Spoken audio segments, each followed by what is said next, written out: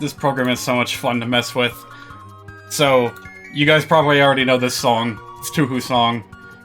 but I happen to have an SPC of cover of this song from a Super Mario thing. Funny story about that. I have had like half of the ASMT soundtrack sitting on my computer for a long time now.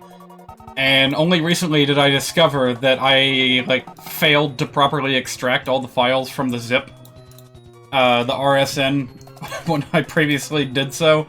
I don't know what happened. Maybe there was a connection interruption or something. Maybe I was getting them from a thumb drive, but I didn't actually put the zipped folder off of the thumb drive before I did. Whatever.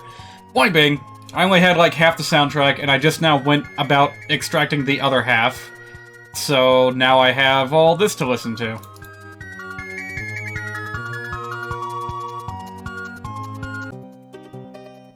This one's my favorite. I think this is also a Tuhu song, but I don't know exactly which one it is.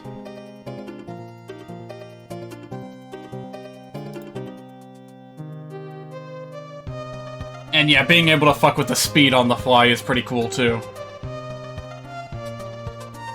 And of course, you can just tinker with all the stems, hear every part by itself if you want.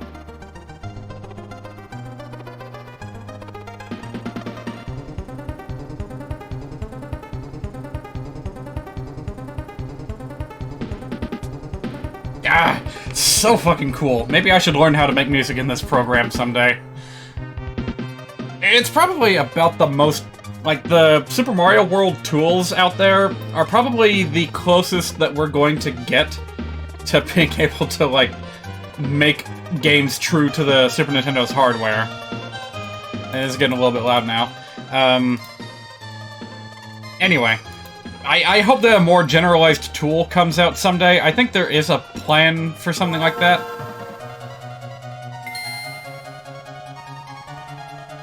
But I don't believe it's anywhere near finished yet.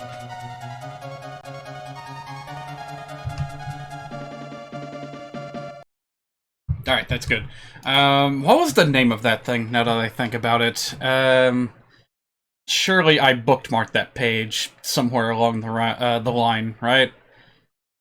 Music porting tutorial, 15.ai. No, it's none of that. Was it this page? Shearer's stuff? Nope, no, that's just a bunch of download links. I don't need those right now. Well, I can't remember where it is off the top of my head. It's alright. It's not something I want to look into too deeply at the moment, of course, because we have a video game to play, and that game is Mother 3, and we are in the middle of the Empire Porky building. And by the way, I think we've reached the official point of no return here. Yeah, like, you'll notice that the only options we got were ride and stay. So we can't leave the building anymore. Next stop, 100th floor. Yeah, I don't think this is the 100th floor.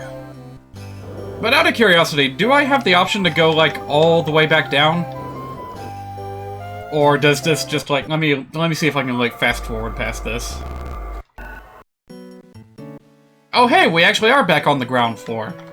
Well, that's good, considering that, you know, we can access the item deposit guy if we need to. Well, since I have the opportunity... Yeah, let me see if I need to adjust anything before we get going. We got a little bit of food left over. We'll probably replace it when we get close to the top. Could use a few more super bombs. I think we can afford like one. Man, I don't think I've ever actually tried to leave the Empire Porky building before. Oh jeez, these people are still here. That means I went the wrong way. Oh, that's fine. You get to hear this music again. This goofy-ass music that can't decide what genre it wants to be minute to minute. So you go from, like, weird, wacky, no, this opens like a march. This opens like a Pork Army marching song. And then it goes into wacky carnival music. One super bomb, that's all we can get. Maybe some saltwater guns would have been good. I don't know. They were surprisingly effective in the sewers. I kind of wish I had more of them, but oh well. But yeah, then it goes to, like, jazz and maybe big band. I forget what else the song cycles through, but whatever. You've heard it in Smash Brawl before.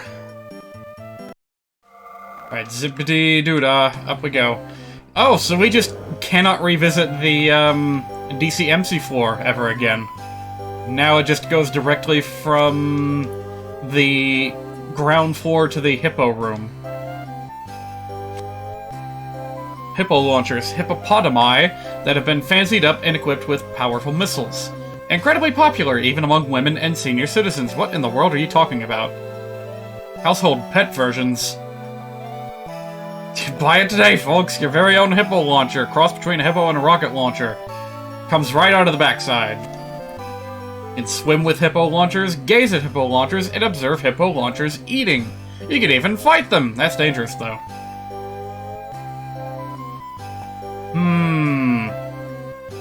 Alright, if I remember correctly, there's a little quirk about these hippopotami. Is that for real, by the way? Is the plural of hippopotamus hippopotami?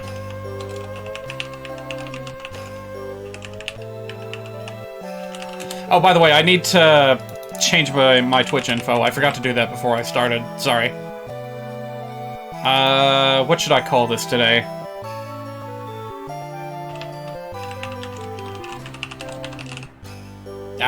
Whatever. As long as I get something to differentiate it from yesterday, and also affirm that I am not, in fact, currently playing, Legend of Zelda: Link to the Past. Alright, let's go. So, honestly, I'm kind of in a mood to avoid most battles on the way up to the 100th floor. I know I shouldn't. I know there's lots of levels to be gained here. Is this just an... Oh god, this is so awkward, just getting in and out of the water. I want to do research so bad. I want to research more and more and more. If only I had research funding, I could improve the hippo launchers even more and more. Would you like to know how I'd improve them? I guess. I'd make it so hippo launchers can brush their teeth on their own, go to the bathroom at night before bed, and fetch the newspaper. You know, those kinds of improvements. Yeah, I don't know if I'd trust this guy with R&D funding. Okay, well, I guess we have no choice but to fight one of them out of the water.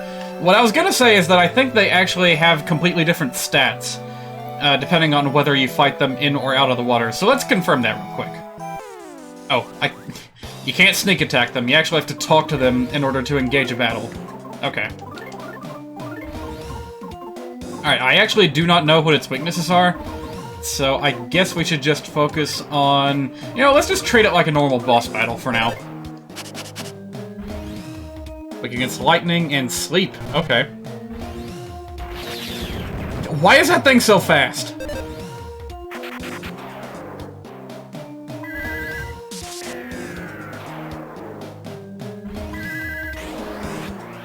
Honestly, the shield might have been a bit much, but whatever. Alright, I'm gonna see if I can flip it. Oh hey, we finally have access to Thunder Gamma. It's been taking a long time to learn those spells.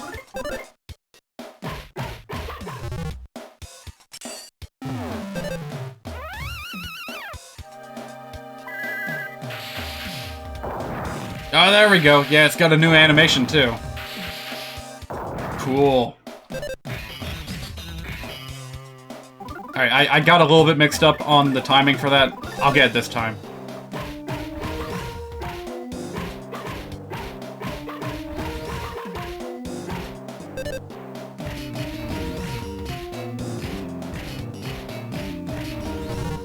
Ah, I'm so close.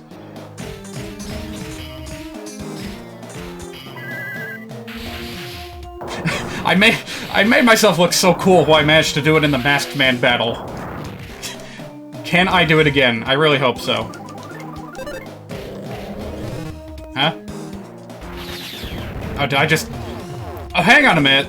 The shields didn't block that. Oh, damn, I wasted my PSI.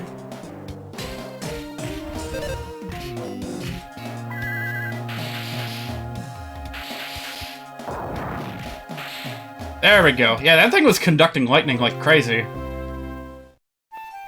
Alright, so yeah, that was kinda tough. Let's see if the land variation is any different. Now, logically speaking, hippopotami should be much, much weaker on land than in water, because they have to use so much of their energy just staying on the ground and moving, as opposed to in the water, where they can just float around with all that body fat. It appears that you guys appear to be suspicious guys. I'll beat you up good. Go, get in my hippo launcher. Alright, well, this time I'm not gonna bother with the shields. Let's just, do a bit of offense up, defense down, we'll be fine.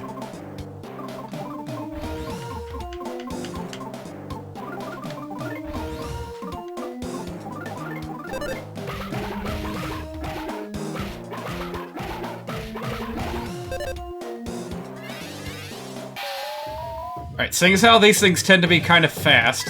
Yeah, there we go. I had a feeling it would work.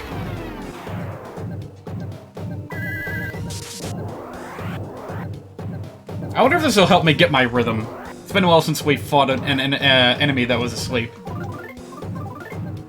Alright, you know what? Kumatora, you join in the fun too.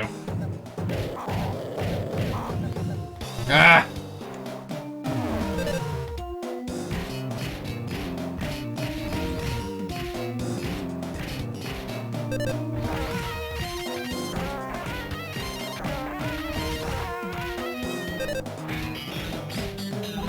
Yeah, I'm not getting it today for some reason. I don't know what it is. Uh-oh.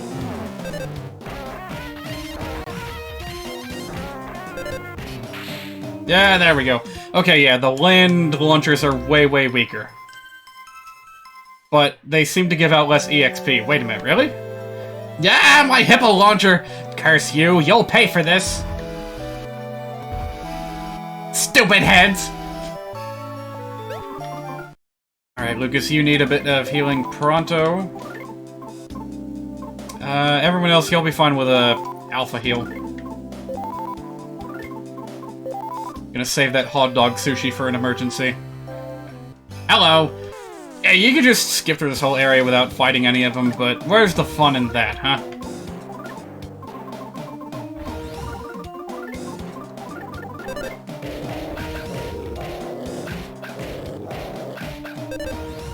Ah, I can't get it today for some reason.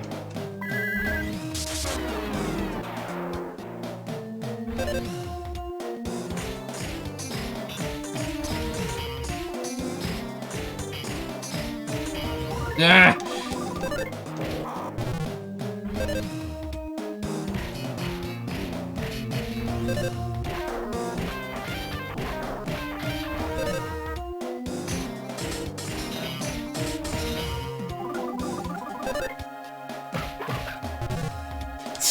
I think I'm getting too worked up over this, and I'm, like, missing because I'm getting too hasty.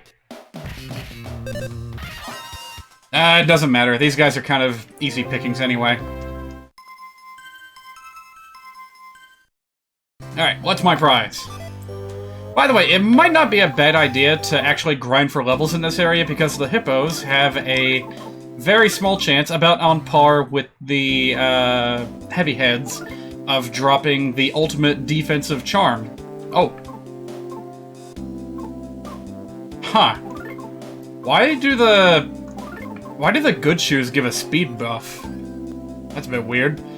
But that is pretty darn good offense, and I think I'm gonna keep it. Honestly, later on, speed's not gonna be all that important. And by later on, I mean like here in a bit. This dungeon is not terribly long. They have such cute butts. Don't you agree? No, I don't. They have, like, no definition to them. Like, look, when they turn around, that is clearly, like, a Hank Hill ass right there. Mr. Hill, I'm afraid you have no ass. Whoa!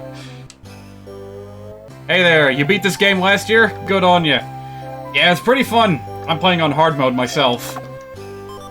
Which, if anyone doesn't know, that's something that the people... It was added by the people who worked on the English translation of this game. You can learn about it by beating the game with special circumstances fulfilled, and you can just enter it at any time, in any playthrough, by entering your name, like your player name, as hard mode, in all caps, I think. I bring you a breaking news alert! Some idiots have been seen pretending to be sea monkeys in the middle of a pond! I'm talking about you guys! Getting all covered in mud so you can fight for your lives! It's all so ridiculous! Alright then, get on the next elevator!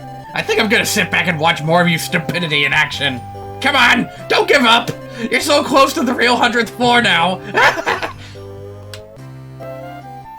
Yeah, I'm gonna have to deal with a bit of taunting from Porky on the way up. I'm gonna fight just one more of these guys for good measure. Your Porky voice was more nasally. If I could, I would try to do like an Eric Cartman impression. But I don't think I can, because, like... Doesn't the actual Cartman voice actor, like, use, like, talk normally and then use a voice pitch changer? Or something? I don't know.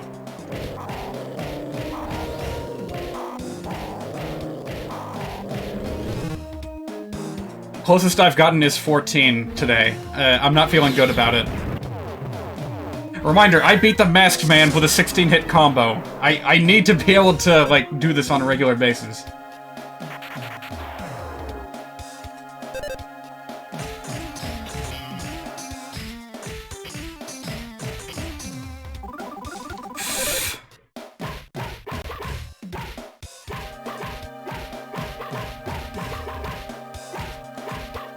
There we go. I need to, like, slow myself down on this song. I find myself getting too anxious about it.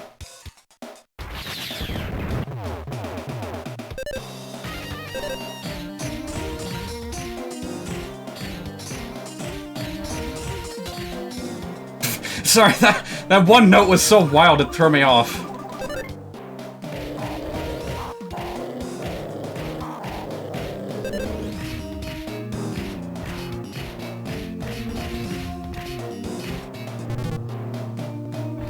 Alright, I'm pretty sure that dropping his offense stat does nothing about the, Oh, hang on a minute. We might actually be in for a tougher fight than I thought. I forgot already that the aquatic hippos were way more powerful. Or at the very least, way more healthy. Oh, never mind. Didn't need to heal after all. Hang on a minute. Hang on a minute. I could have sworn that the hippo in the other room gave us way more EXP. Like, 7,000. That's the same amount, 4,500, that's the same amount that the land hippos were giving us, so whatever. I guess it's not worth it after all.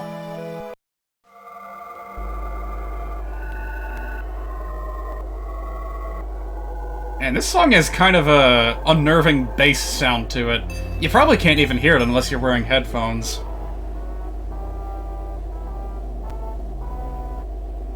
Much less would you be able to hear it on, like, Game Boy Advance speakers. What even does this game sound like on the actual hardware? Because it's got a phenomenal soundtrack. And I feel like it was meant to be played with headphones on.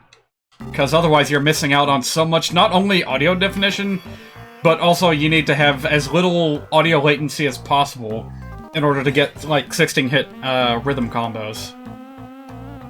It's a present that is unopenable, unusable, and untakeable.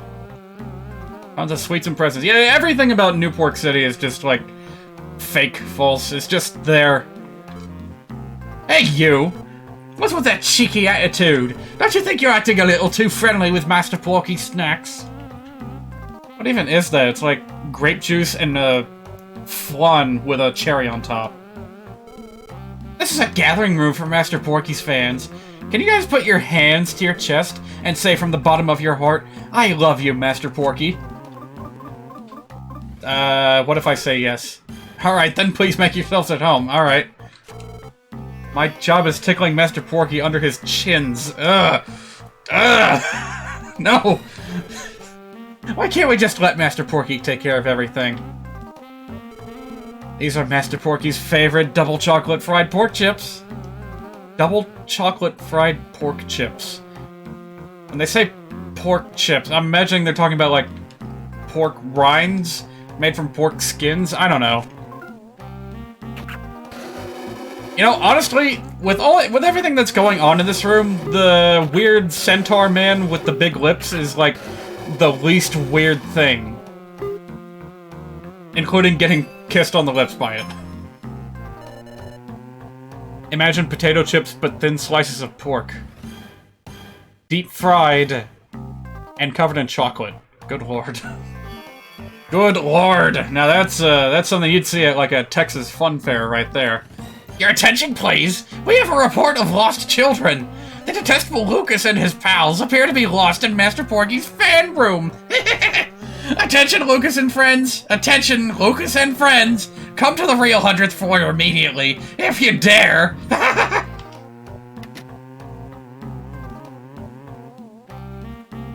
I'm actually slightly nervous because we left the Hippo room with not much HP.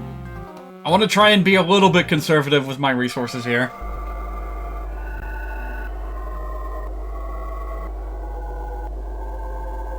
So there's no dedicated floor plan here. You have no idea exactly how many floors you're going through. And by the way, this elevator I just noticed is off-center. And now that I've noticed, it's not going to stop bothering me.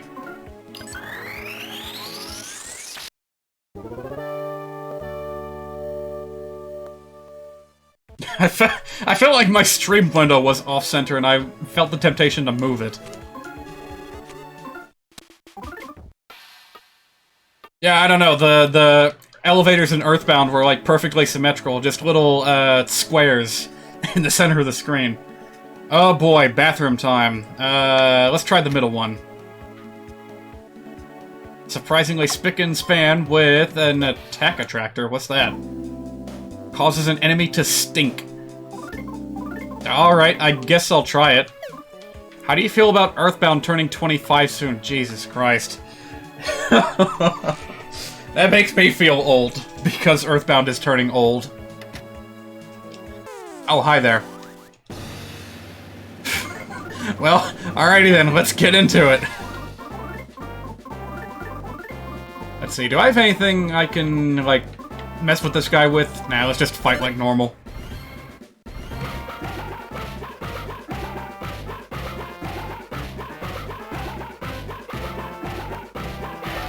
Alright, I couldn't get it on the Strong One song, but I can get it here.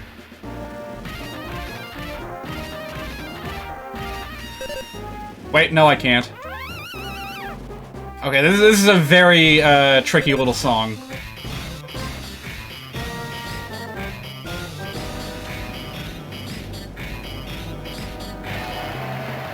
Like, I kinda... Let me try the Hypno Pendulum and see what happens.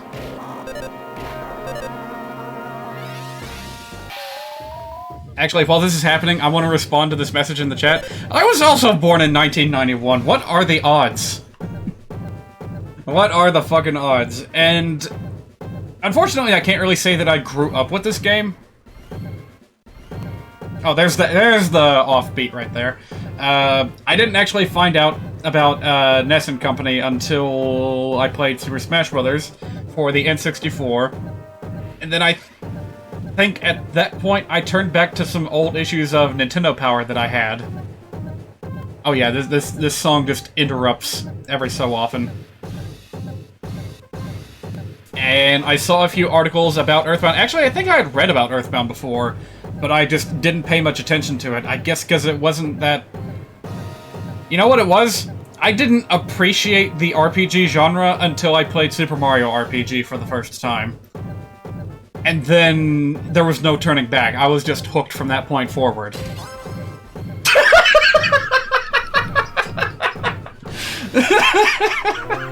That was a home run hit right there. I did not realize that he was close to being dead. Anyway, so yeah, I ended up going back reading old magazines about, that had articles about Earthbound, and started looking it up online, learned about starman.net. Almost became, like, a regular of the forums there for a while, except I wasn't really that much of a forumite. Instead, I just lurked, watched what people posted. tried to pull, like, resources like sprites and music from the website at the time. Took me years to figure out how to actually play that music, but I digress.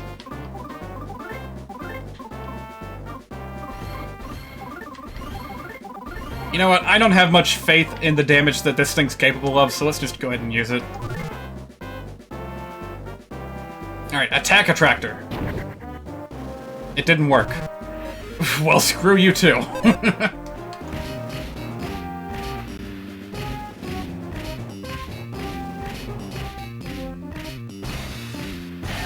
Alright, I feel pretty good about that one.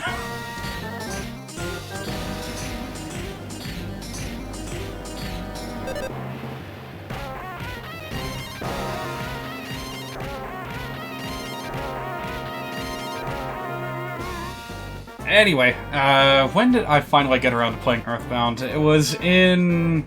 let's see... it was somewhere between, like, 2000 and 2003, I believe. No, that's actually a little bit too early. 2000 and...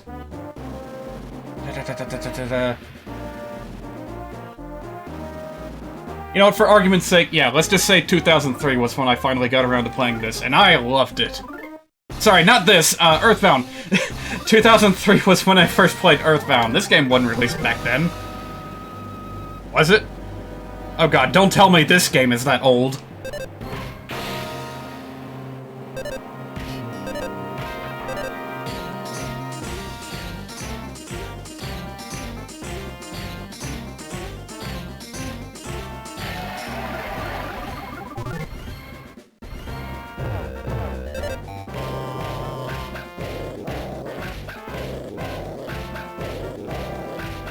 See if I can do it again.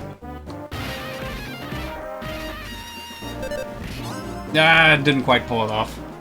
It's alright, though.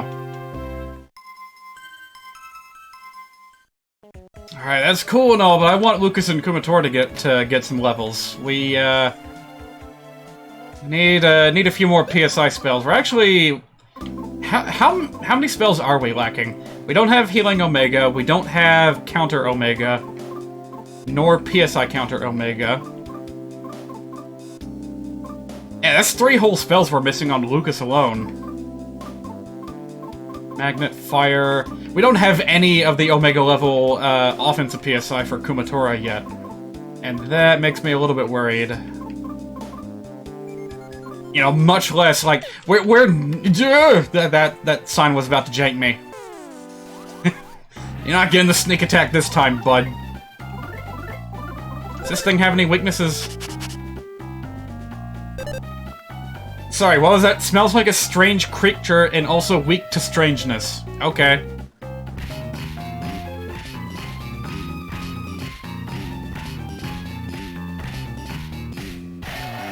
It's the Metal Man principle, where they're weak to their own element.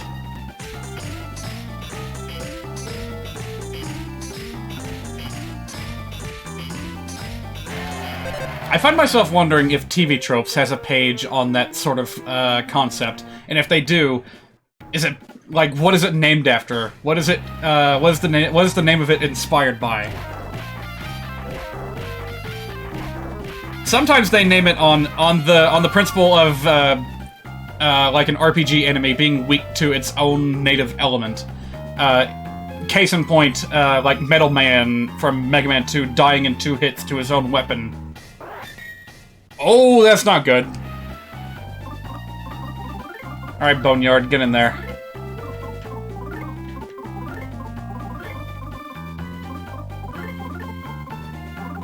So sometimes they name it after the first, like, thing that uses it, and sometimes they name it after the most well-known user of that thing, whatever the trope thing is.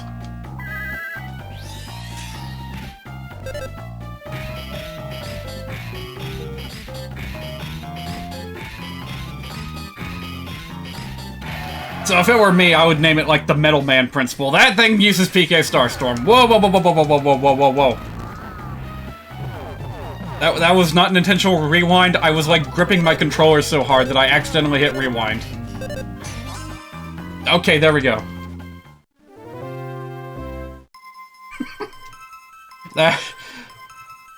I assume that the joke of the men's room sign is that it, like, is capable of spooking you so much that you know, shit your pants.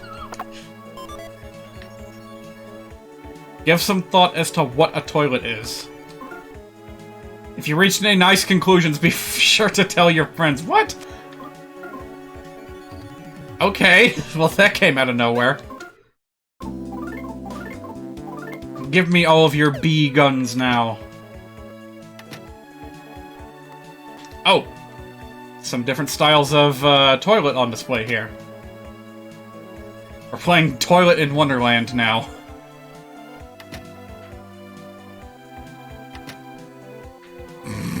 For big people. God damn, how does that even fit inside this room? Look how high the lid reaches up. That might be one of the best, like, sight gags this game has to offer. Welcome! How good of you to visit. Wait a minute, what am I saying? This is a bathroom! What the heck's your problem? What are you doing in here anyways? All in a big group, no less. Yep, 1, 2, 3, 4, 5 persons in one bathroom. Nothing weird here.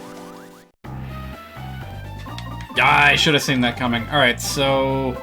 this thing's weak to strangeness. Let's give that a try.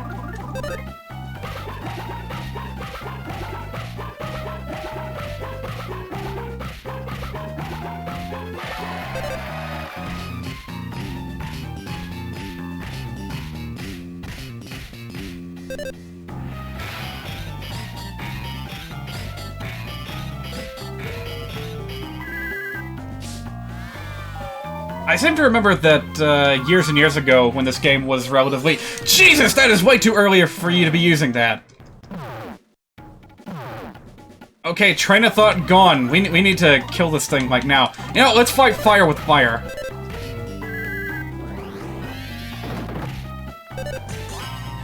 Holy, that is not cool. For some reason, I thought that they would at least have the courtesy to wait a little bit before using that, but no.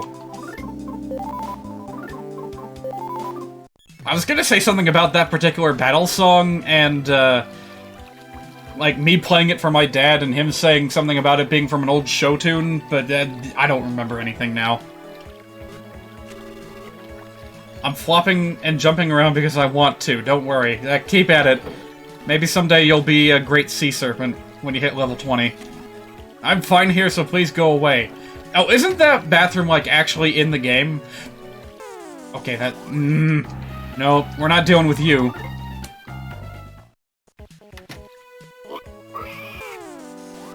Ah, what was it? I think this was actually featured on an episode of, Boundary Break on She Says' channel. So, like, there actually is, like, an area with... Wait, what? Sorry, it just now hit me that the Pigmask Major or whatever is missing. So, okay, that's weird.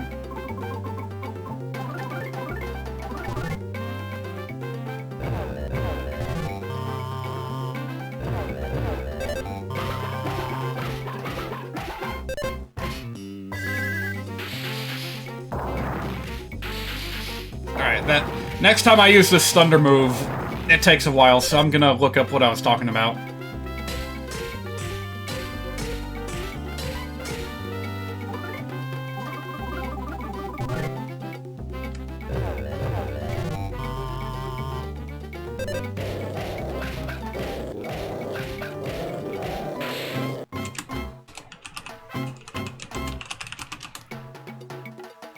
Yep, here we go. Oh, this is the episode of Boundary Break that Vinny was in.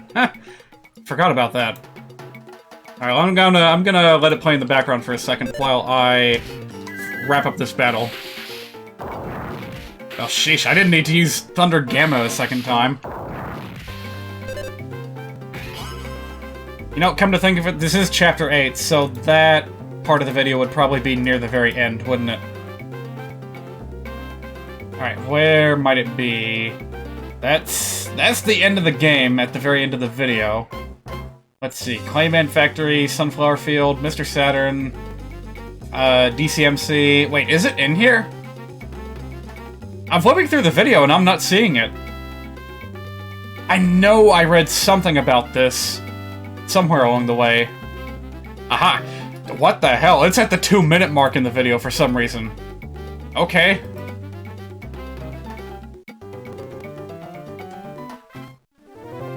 Alright, let me bring it up real quick. And we're not even close to being done with this rabbit hole just yet. Over at this stall, you can see that it's clearly leaking and the water's seeping through the door. Once whoa. Why is the video backwards? That must have been something weird I did yesterday.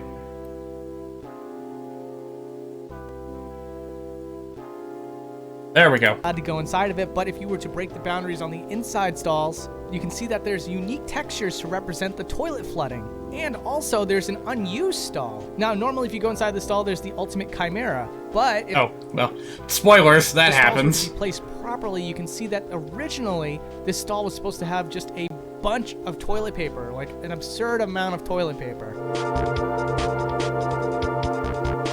Which one is that? I guess we'll find it pretty soon. Oh god, there's the pig mask. We finally caught up to him. Alright, buddy. Get out of here.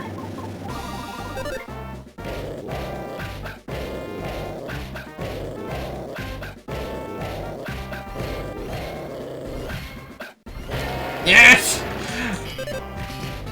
I got so worked up that I messed up the other combos, but that's okay.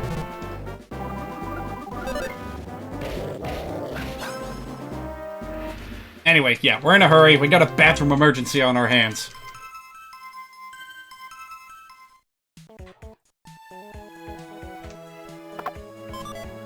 Ooh, here we go.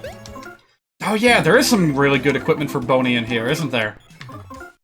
Yeah, we gotta keep our eyes out. I actually, like, the first time I played this game, I completely missed Boney's weapon that you can find here in the Porky building.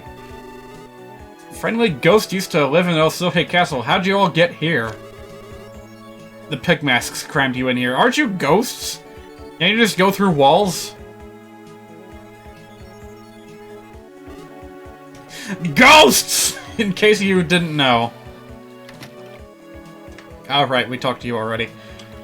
You know, I'm kind of curious. What kind of PSI spells are we actually going to be missing out on?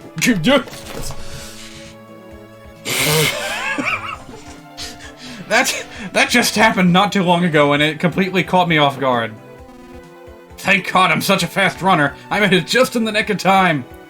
Yeah, by slamming me out of the way. Look at the walls. Look at the door. What else is there to do again? Oh, you too. Golly, well, alright. For whatever reason, this one just happened to be mixed in with all the others, but I'll have you know that this is my personal Thunderbox. It is not for everyone else.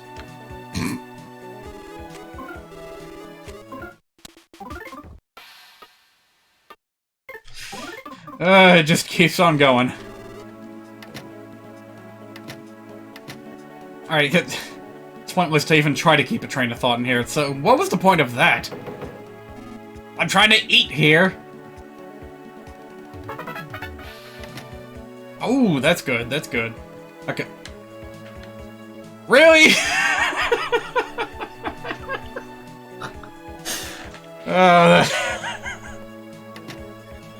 That is too brilliant. A clean toilet is a mirror of the heart.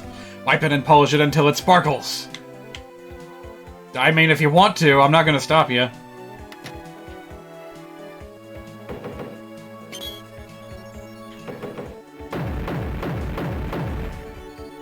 Well, here's the Chimera room again. So, oh, that's what we were looking at. This apparently was not always here. Apparently it was previously occupied by the teepee room. Weird. Okay, well we did just save, didn't we? So may as well try and, oh wait, Kumatora is still learning PSI. Alright, let's just pace about a little bit until he can run.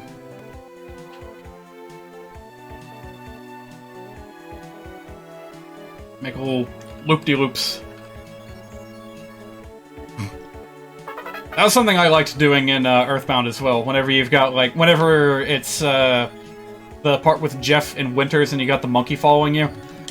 It's fun making him do little loops, little loop-de-loops. While you lead the way. Alright, the awesome ring. Lucas exclusive for some reason. And we're gonna slap that on right now.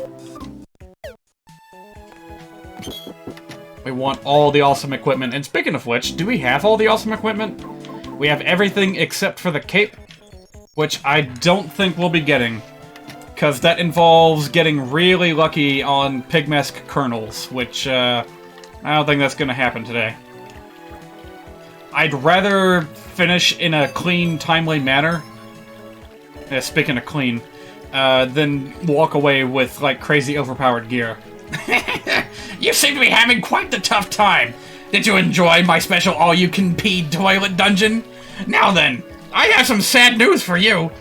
The place you're at now isn't really the 100th floor. It's a fake. You're nothing but a cheap toy crawling around at the palm of my hand. Alright, allow me to invite you to the real 100th floor. You'll board the elevator just ahead. I'll be waiting for you.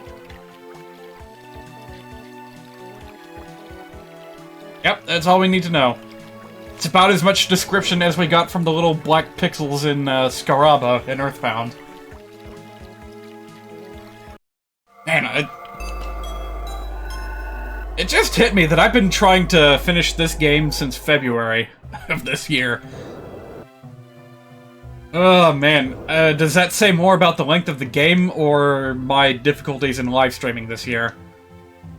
Now, granted, you know, something kind of big and significant and shocking to the entire world did actually happen in the middle of this live streaming series. But I wonder if there was more to it than that. Well, nonetheless, we're at the end of the road here.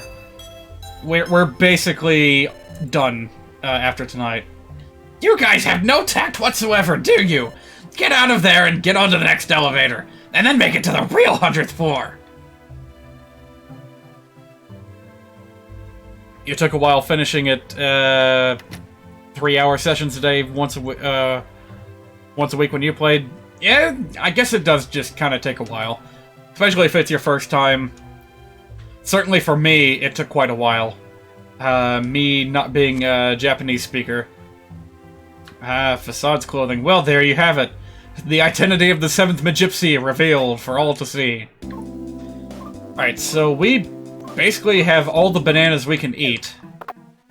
You're hosting, so take care. Oh yeah, I forgot to shout that out. Thank you for hosting me. I do appreciate that. You take care too. Have a good night.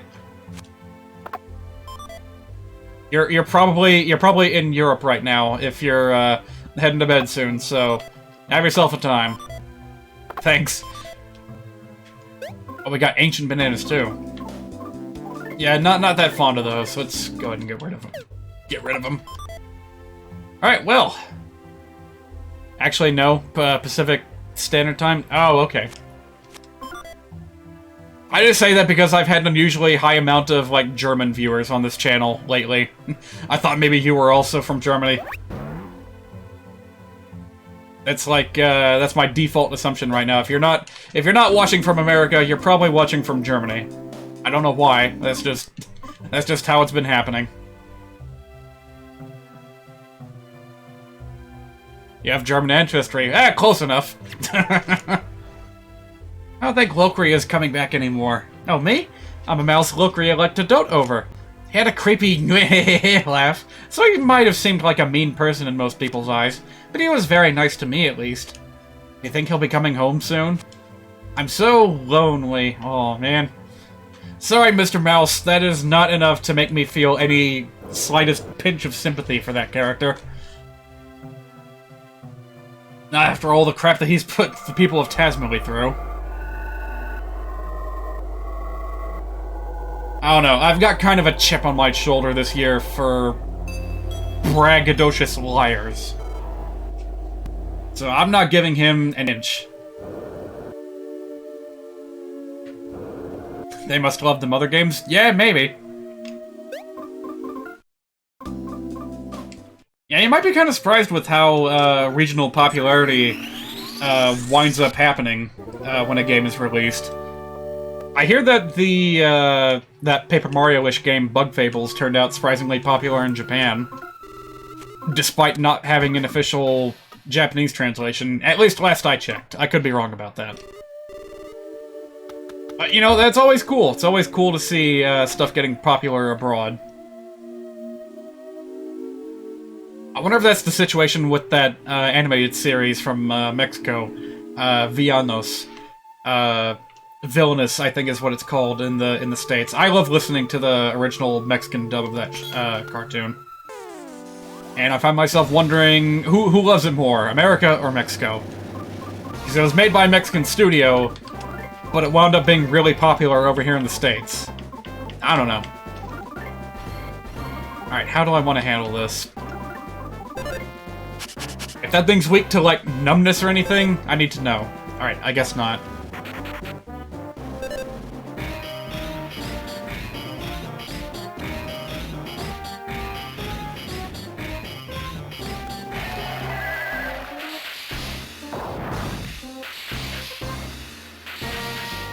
We should probably restrict ourselves to using that, like, once per battle. Because otherwise we're gonna shred through our psychic points like crazy.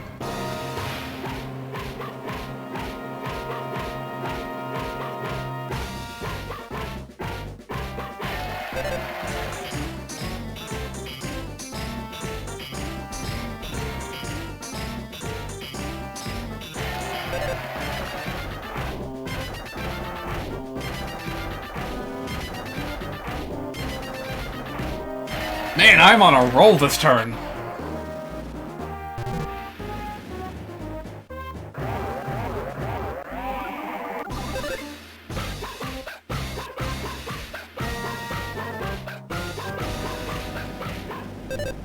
I just now noticed that those little mini dogs are coming out of those gacha machine capsules.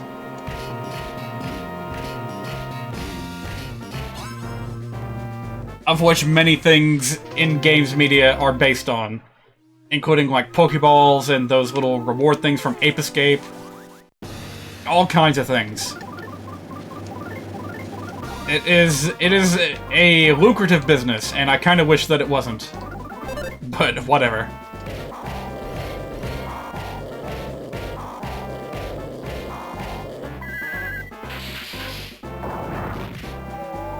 Ooh, there we go. And I think I've only seen that happen like once before in this game. Well, this year playing this game.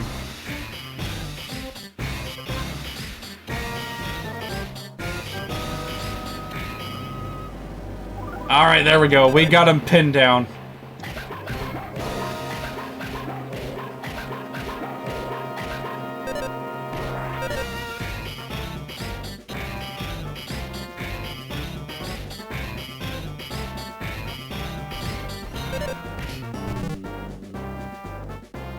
I gotta say, I really like how the background image kind of looks like tire treads.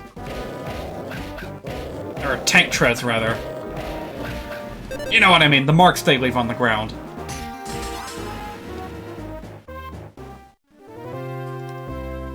There's probably all kinds of little details like that hidden in the background imagery that I haven't really paid attention to before. Boy, it's this song again. I'm gonna take a wild guess and say that this thing is just, by default, weak to numbness. It's cheaper than trying PK Thunder on just one enemy. Oh, it's using this song. Okay.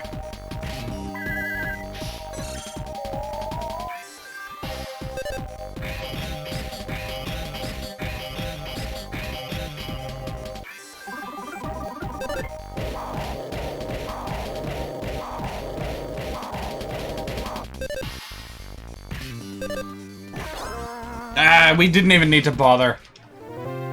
Those things go down like noodles in a pan. I don't even know what I mean by that. Whatever, if it's flipped around, we can just gang up on it and take it out immediately.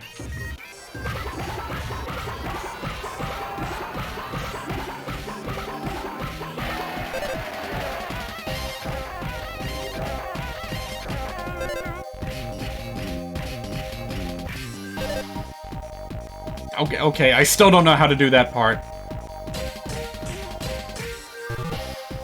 Do you hit it twice, or do you wait? We'll never find out. The world may never know.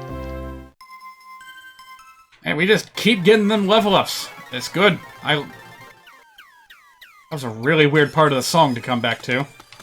Alright, let's see if we can sneak up on the K9000 here. Or just run from it. That works too. Yeah, just get a head start on this thing.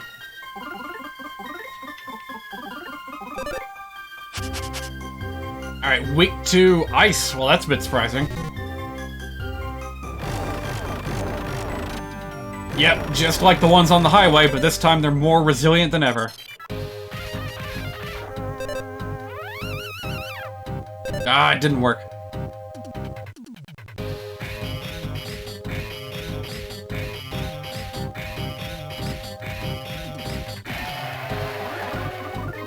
Well, ice, that's a pretty easy weakness to hit. Let's just hit on it right away. Oh, hang on a minute. We have Freeze Omega. I want to see what that looks like. Oh well, I'll use it next time.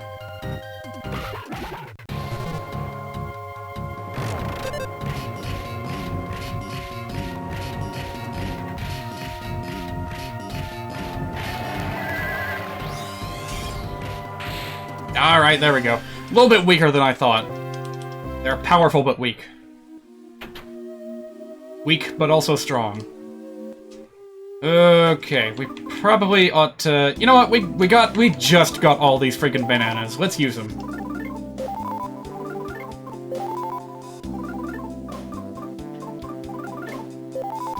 There we go. Everyone loves the bananas. How good of you to come to this construction site. You are interfering with the construction, but I welcome you just the same. How about you? You got any funny things to say? I probably don't need to tell you this, but whatever you do, do not tackle anyone. You mean like this? You mean like this? It's not working. This guy's not giving me any personal space.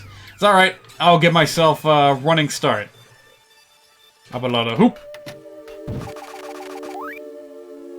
What's it, you jerk? I would have fallen had I not been me, you moron. When you're as experienced as I am, you're so used to heights, that even near falls are nothing at all. I don't know, man. They would freak me out. Bonk! Do you guys have business here at this construction site? If not, then get lost, okay? By the way, how weird is this? This is a 100-floor, like, business building, skyscraper. And yet, I don't even think we're halfway through it, and there's this weird, out-of-nowhere construction site, seemingly for no reason. Hello, you had cordon bleu again? Isn't that what you said you made yesterday? Oh, wait a minute, you're saying you had cordon bleu, like, available, but you chose to eat something else. Okay, okay. I read the message too quick. Wait, no. Chicken didn't cook thoroughly enough. Oh, that's horrible. Ugh. Frying is complicated. Mmm. How did you try to fry it? In a frying pan or like in the oven? Is it even called frying if you do it in an oven? Yeah, you're right. Frying is complicated. This guy had important backstory that I just completely ignored. It's fine. We got snakes to fight. You know what, Lucas? You've been kind of sitting on your laurels with your PSI. Let's give this a test run.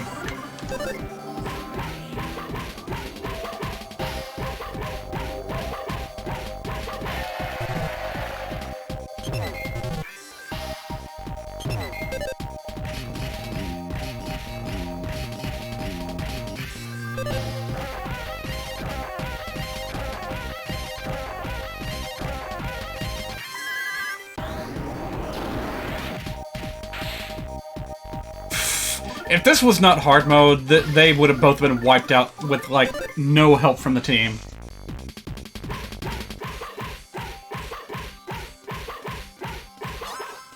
Alright, there we go. You did it in a frying pan, cooked on the outside but not the inside. Yeah, that is kind of a tricky thing to do. Because if you fuck it up, then it'll end up burnt on the outside and still not done on the inside. That just sucks whenever that happens. Ooh, a pizza. Yeah, if that ever happens to you again, yeah, just order a pizza. Everyone loves pizza. Unfortunately, it's not as good as the ones from Earthbound, where a big pizza, you can just fill up the entire team with one of those babies. Alright, this enemy exists. The Love Walker. Strange indeed it is. Weak to numbness. I guess I could try that.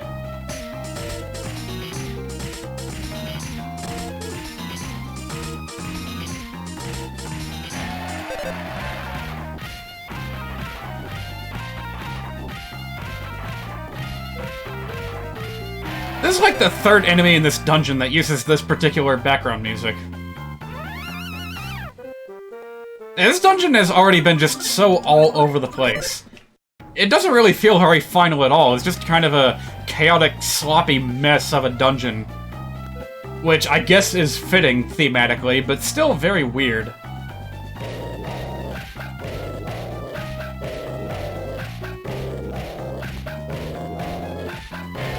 Hang on a minute, I just thought of something. I think that actually said love on the back, even in the Japanese version. Let me check that real quick.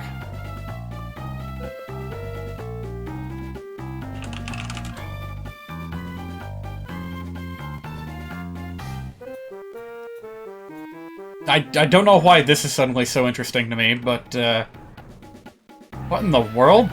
The Spriters Resource already has entire sprite sheets up for Mother 4, which is no longer coming out. Now it's, Oddity.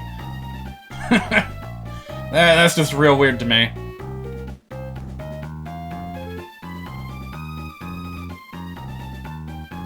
Alright, there it is. There's your proof. Even in the Japanese version, it still says love on the back in English letters. That is kind of a interesting thing that Japanese media does quite a lot more often than you would think. Hang on a minute, what did I just do? Did I accidentally stretch instead of center? I think I did. Alright, hang on a minute. Let's just reset the transform real quick. Resize the window. And center it. There we go, that's better. I was trying to grab a hold of my internet window right here, but it's not working. I wanted to make sure that I got it resized again, so I didn't have to, you know, screw with it too much next time I brought it up. Okay. Enough fooling around.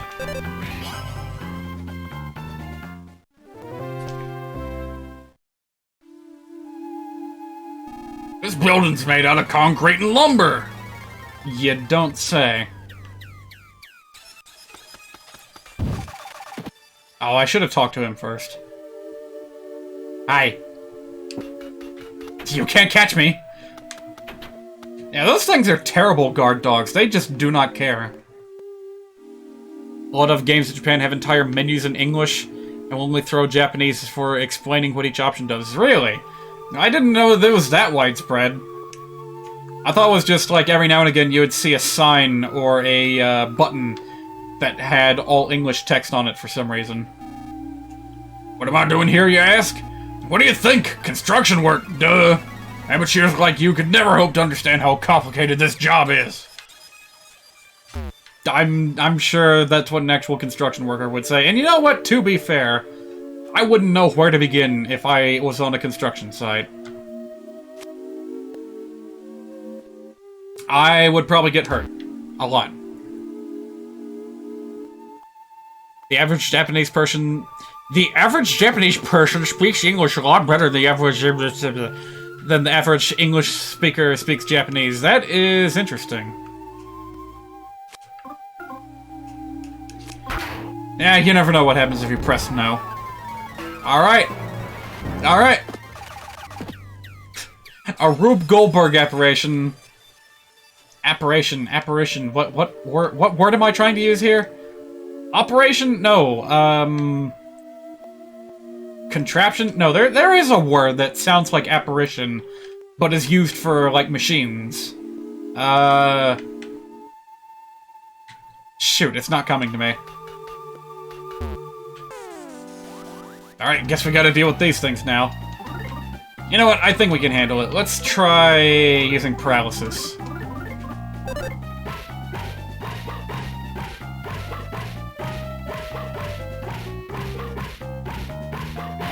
Apparatus! That was the word I was trying to use. Apparatus.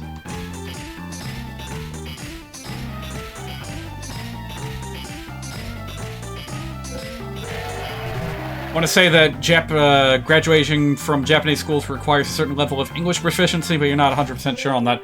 That was kind of a big deal in the Love Hina manga, which, I know, why would you ever think that anything in Love Hina is realistic?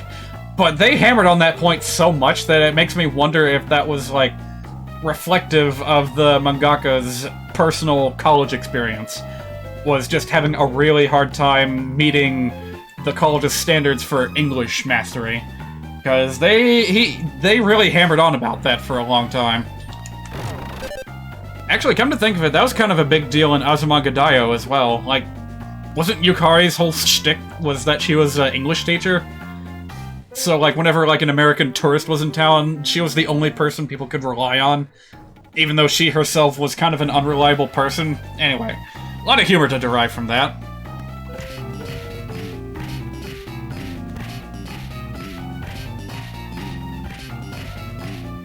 Yeah, I remember now. There was one scene where, Nyamo, was, like, she's usually the better person, like, overall better collected and more responsible and shit like that.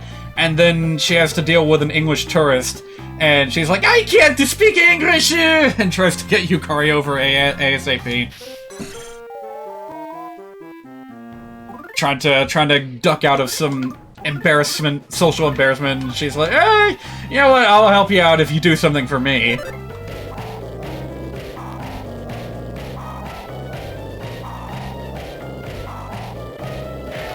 And thus, yet another smug anime face was added to everyone's personal collection online. Oh shoot, Luca's gonna die. Oh no, we're gonna use up one of our mementos. Oh shit.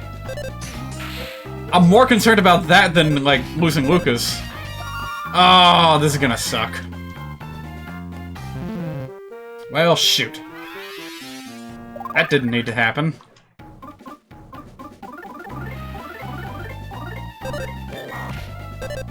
And I forgot that there was a counter shield.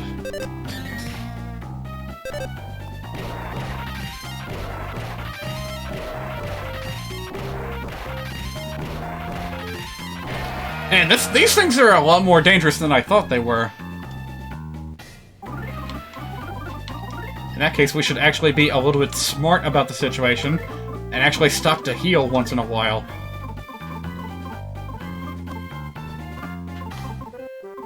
Do I still have any of that? Yeah, here we go. Hot dog sushi. Let's get rid of it.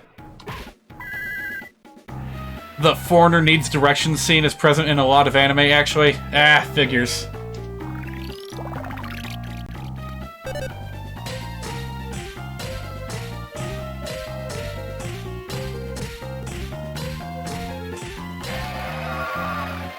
Why is Boney not healed? Did I use the hot dog sushi on the wrong character?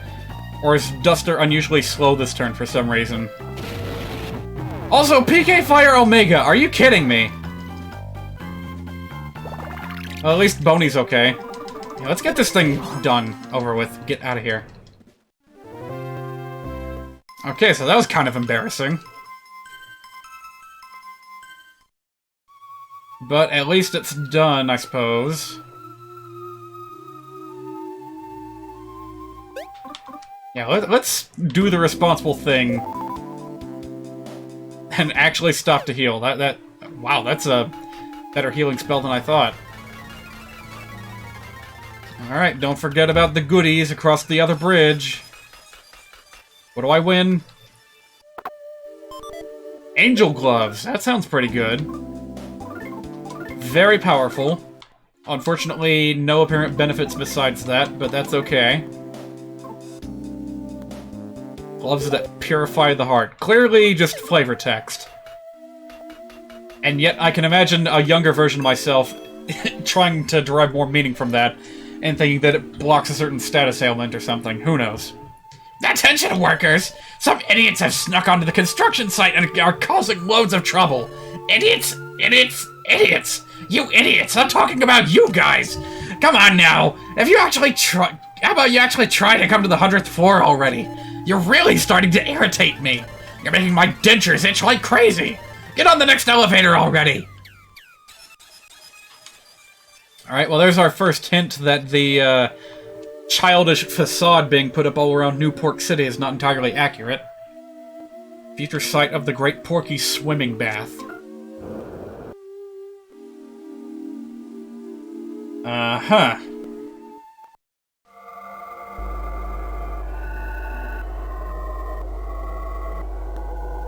You know, I don't even know why I'm trying to bother, like, playing coy about Porky's identity in this game, because everyone got spoiled in Super Smash Bros. Brawl. Everyone knows what he looks like. By the way, science time. Whoa, hang on a minute, what? I thought something was a little bit different. I didn't realize that, like, that particular part of my emulator window was showing. Hey, jerk, your toolbar's showing. I worked hard to get rid of that last time. There we go, much better.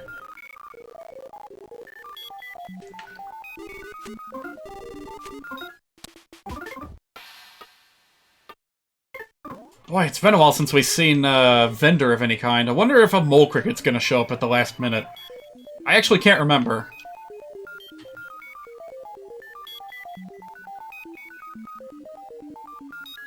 Obvious callback to, like, the factory and the Stonehenge base back in Earthbound. I'm a little bit worried about these lions.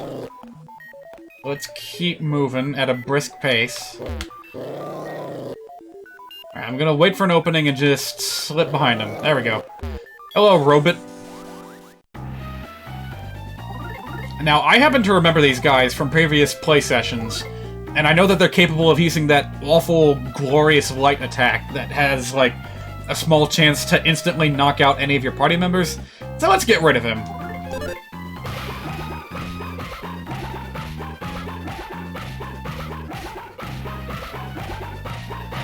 Also, yet another enemy in the final dungeon is using this song. It's so out of place.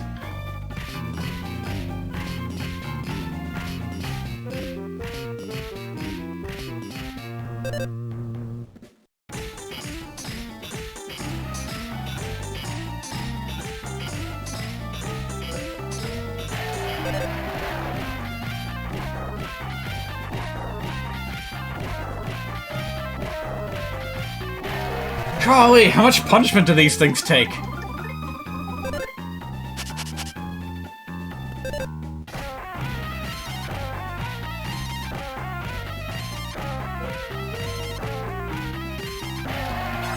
There we go. Oh, that's pretty cool. Kumatora doesn't usually get to land the finishing blow.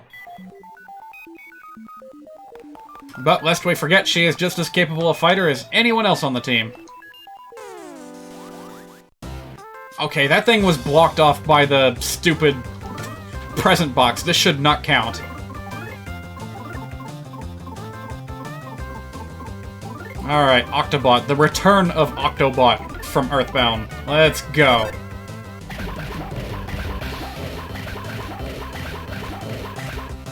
Yeah, it's the spicy version. Why wouldn't it be?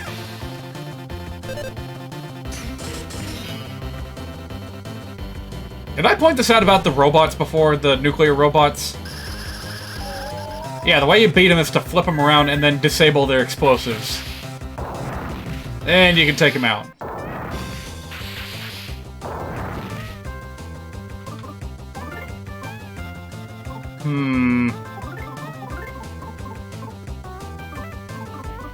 Yeah, we should probably play it safe and just go ahead and heal him.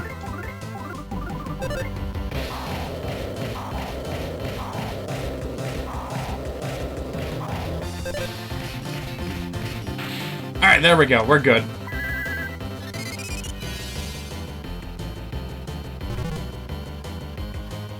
Oh, will you cut that out?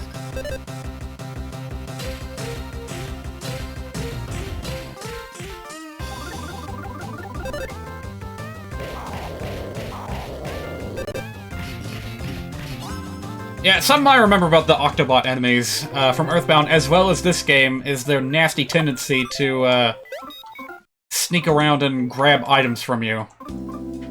I think it's restricted to just food, but nevertheless, that's a pretty annoying thing to have to deal with.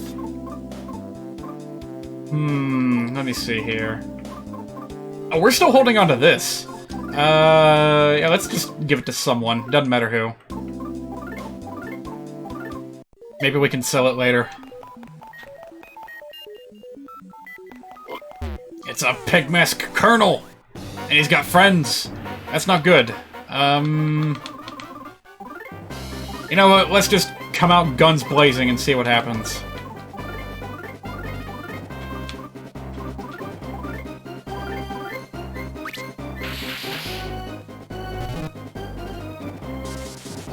Oh, nice trick.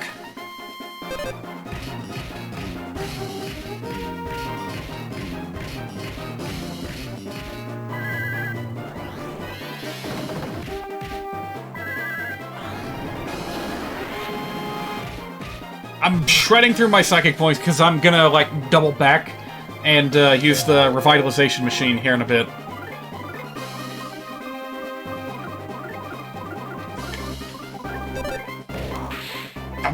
Okay, there we go.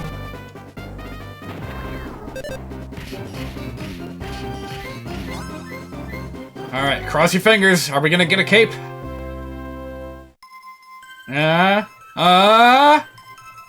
Oh, it's a burger. Alright, I'll take it. Way to get my hopes up. This green liquid is the base component of the Nice Person Hot Spring. Soak in it until you're red in the face and your personality will turn gentle and make you into a nice person who loves Master Porky.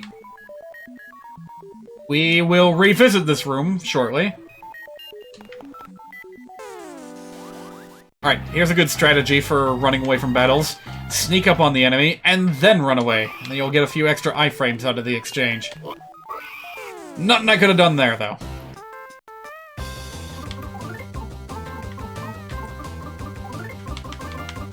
I've already forgotten what they're weak to. Tell you what, maybe, just maybe, the Pigmask is vulnerable to, like, brain shock or something. So let's try that.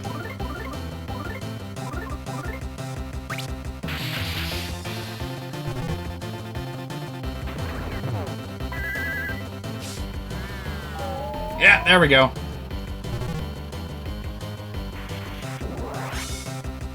Alright, good. I mean, not good. Oh, that got both of them anyway.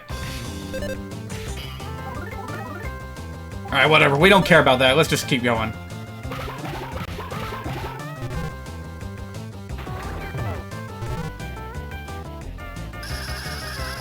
Oh, that is not good.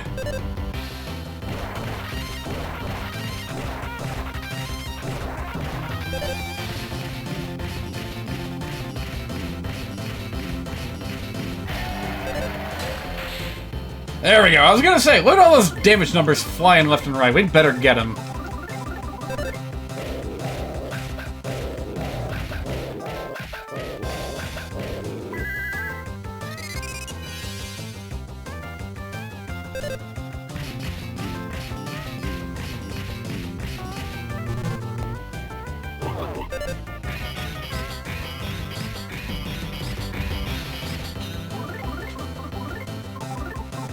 So yeah, if I haven't mentioned it before, the Pigmask Colonel, highest rank of Pigmask in the entire game, much like the Starman Super, has a rare chance of dropping a very, very helpful item.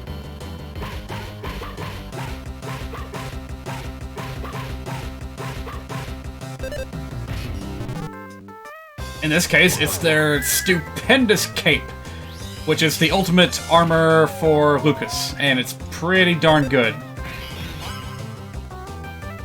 But you really, really gotta be lucky to get it. And no dice. Oh well. Damn, that is a mighty burger right there. Yeah, let's burn through some of our weaker items real quick. What do we got? Still got some bananas, let's use those. Gloves. Where? There we go. Yeah, get rid of this stupid sushi. Did I accidentally go the right way? I absolutely did not mean to. Yeah, we missed a really good item elsewhere in this little section. Hang on a minute, what? That counts as a regular encounter? It's alright then. Not joking around with this one.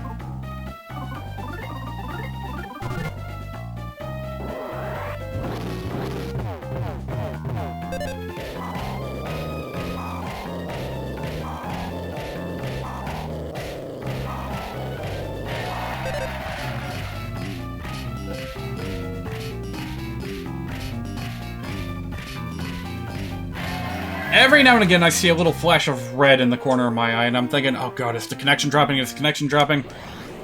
But no, thankfully it's always just been for just a moment at a time, and we've been stable this whole time. Thank god.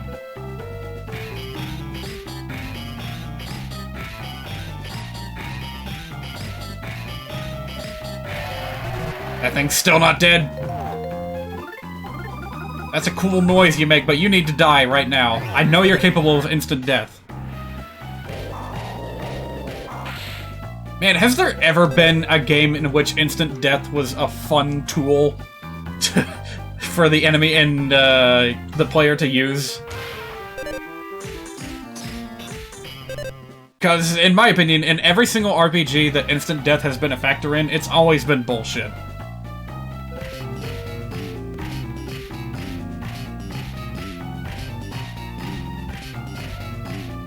Oh yeah, speaking of bullshit, you know who's not allowed to say bullshit on YouTube anymore? James Rolfe, the angry video game nerd himself. Now that's not a hard and fast rule. He managed to slip it in, like, in the last 5 seconds of his latest video. But yeah, his somewhat popular series, You Know What's Bullshit, featuring the Bullshit Man, yeah. It's had a rebranding. Now it's called You Know What's BS. It just doesn't sound the same.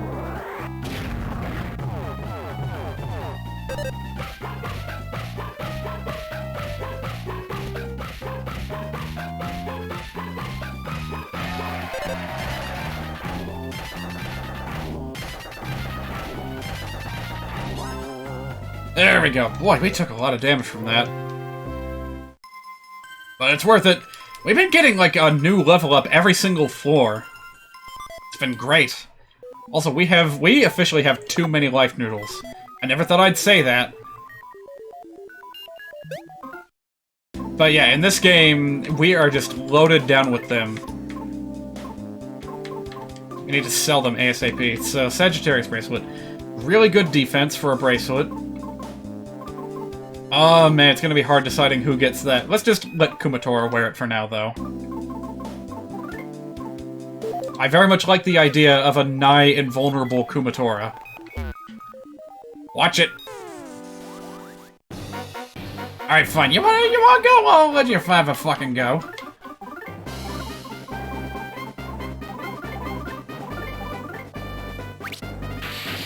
You think it's Bushido Blade that has an instant death mechanic in an attempt to simulate real sword fighting?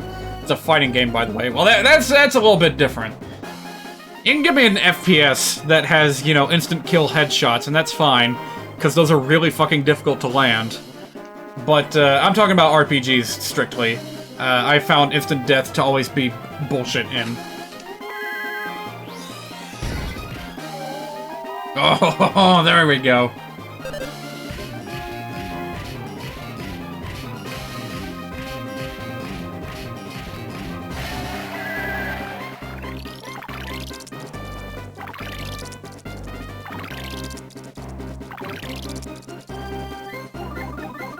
You know, having said that, I just now remembered, I have plans on using an instant death mechanic in my RPG. Bit of nuance to it, though. It's not technically instant death, it's just such a ridiculously high amount of attack power that it's very likely to be an instant kill on anything it hits. But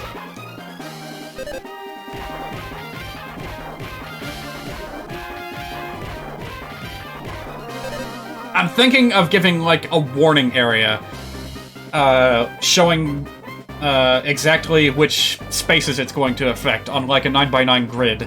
So, if possible, you may be able to move allies out of the way, or, knowing that a big attack is incoming, you could just bum rush whatever poor fool is attempting to use the attack and try to take him out before the blast hits. But I'm gonna have to think about that to make sure it's fair, and it is something that I want to let the player be able to use. Might be a little bit broken though. Well, that's not something that I can really say with any certainty whether I'm gonna go all the way with it or not, until I actually get some stuff going with this game and actually get into a testing phase. The attack in question comes from a gun, which in the world I'm building, it's gonna be like a, you know, big new invention, kind of like the Wild West, where it was kind of a new thing for a fighter to have access to, like, an easy-to-hold firearm to use in combat. So it's gonna be a little bit primitive by today's standards. You know, stuff like blunderbusses, hand cannons, things like that. Jesus Christ, it's a lion. I'm just gonna keep on running till I can refuel. So anyway, since guns in this context are going to be very rare, and, like, they'll have a sort of mystique to them, I feel like it's appropriate to give them an equal amount of power, respective to that level of, obscurity, if that makes any sense. And besides that, guns are factually considerably more deadly than other kinds of weapons. So, that's another reason why it feels appropriate to give them a bonkers amount of attack power. But also put heavy restrictions on them. How often they can be fired, you know, where they'll fire, things like that. Alright, I actually have no idea what this thing's weaknesses are. Purely mechanical has a numbness weakness. Alright, good.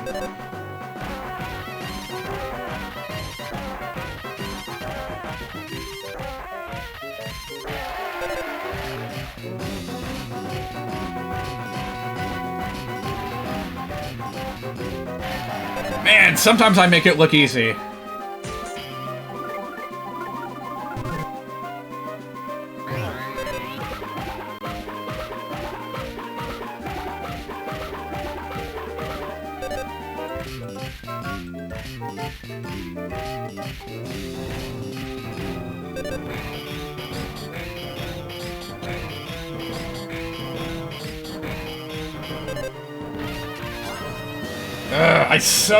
This song is so good, and it sounds even better when it's given proper instrumentation. And I really want to show off some of the remixes that have been made of it over the years, but I can't find a good opportunity for it. Alright, Ultra PSI counter, that's cool. Don't think it's gonna be useful here, though. What should I do? What should I do? You know what, just for fun, let's try a little bit of PK Flash and see where that gets us.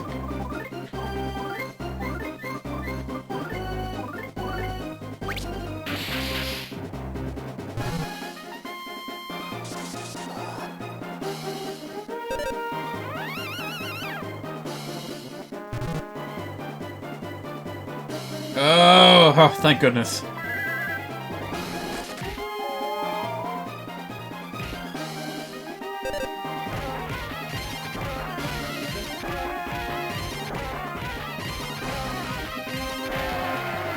Alright, I think we got this. We can just bash until we got it.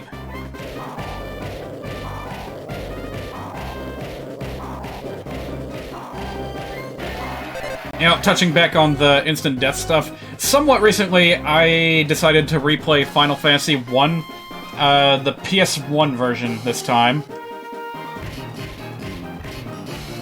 and I was reminded of how much I absolutely hate unconditional instant death in an RPG, especially in the case of Final Fantasy I, where it is extremely difficult to recover from being KO'd.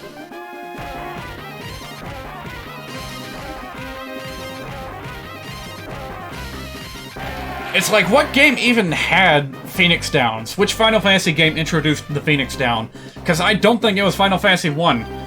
I'm like 3/4 of the way through the game, and still, there's no single item that is capable of reviving party members. You have to go all the way back to a town that has a church and revive there. That's the only place where you can do it. And there are some towns where the church is, like, destroyed or some shit.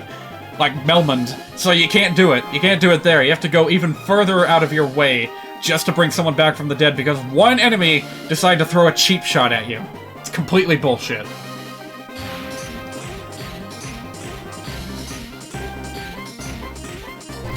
So I guess that factors into the question of instant death, in addition to everything else. If getting knocked out is easy to recover from, then instant death doesn't seem so bad. Because all you have to do is finish the battle, and like a little bit later, you'll be up to speed. You'll be able to fight again. Yeah, I'm gonna have to think about this some more.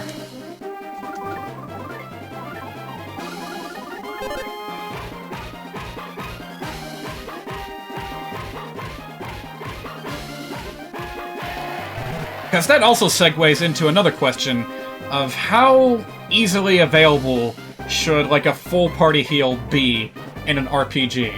Should they be spaced out and hard to get to, or should they be so common that you're basically topped off for every single encounter? It's kind of been an issue with the Pokemon games recently, where they will just throw NPCs at you every single route that will heal you back up to full health. And it's appreciated, but with the most recent games, it does feel a bit overbearing. Feels like they're just holding your hand at that point.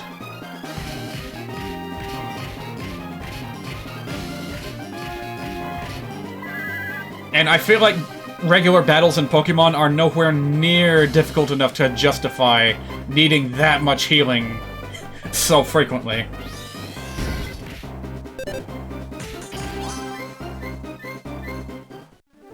This game has an awful lot of generous healing spots in the form of hot springs, but I don't find myself complaining about them all that much. They are spaced out a little bit.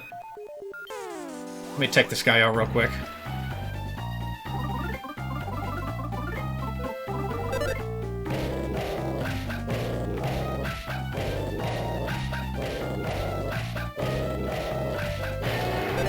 I don't know, maybe it's because this game has kind of an overall more casual feel to it. You don't really care what happens from battle to battle because they all go by so quickly. Well, in the base game, anyway.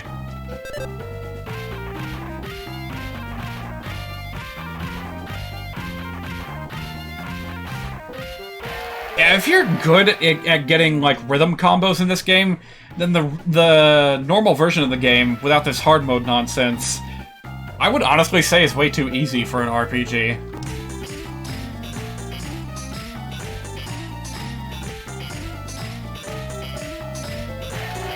Maybe that'll be my, like, stipulation for the next time I play this, is to not use, battle combos. That's gonna be a hard habit to break. Because, like, now it's a point of pride to me to get as many 16-hit combos as possible.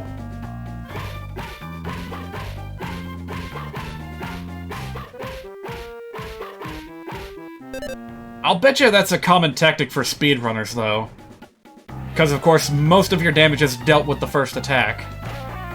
And it's faster to just cycle through the menus and land your next attack and move on than it is to, you know, go through the whole 16-beat rhythm.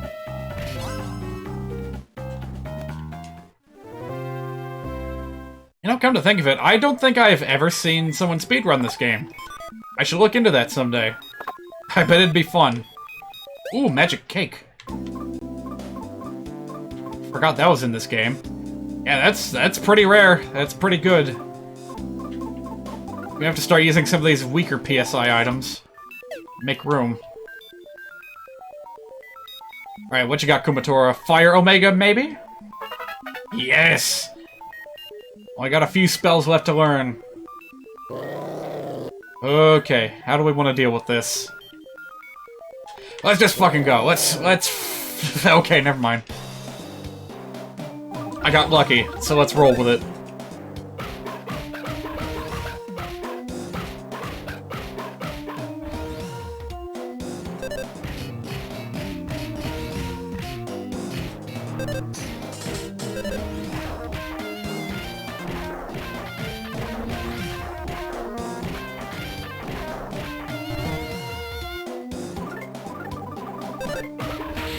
Alright, there we go. I was... it's still... That is still challenging to pull off. Hello there, Lion. Where do you think you're going? Alright, let's try paralysis, see how well that works.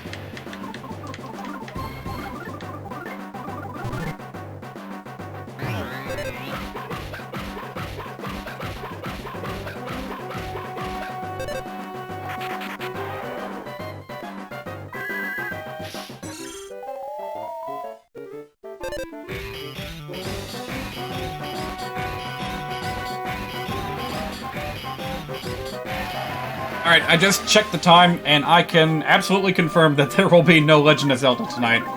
We still got a ways to go through this final dungeon. And, of course, the finale itself is gonna take a while.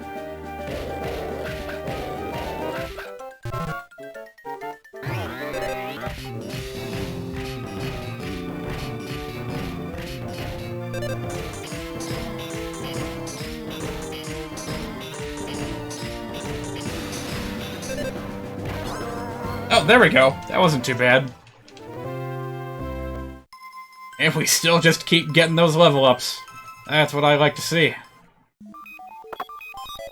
I think we are in pretty good shape for the final boss at this point. Alright, let's see here. What do we have too much of? Life noodles, maybe? I feel like we don't really need all that much in the way of life noodles. One per person seems good enough, because I barely even use any of them. Alright, so we got the Canine Weapon. Finally, a weapon for Boney. He hasn't needed it very much because his collars give him extra offense, but now he's a dog with a mission. And he's finally got more attack power than Kumatora. Yay.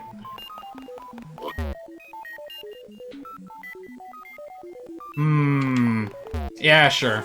Let's do it.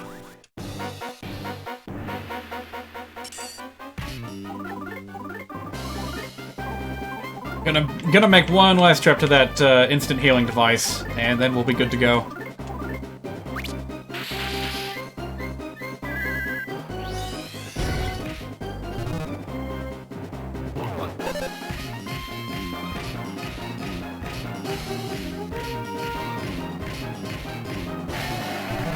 By the way, on the off chance that you actually brought a piece of DC MC merchandise all the way up here, I'm pretty sure it works with a decent chance on the pig masks, even all the way up here.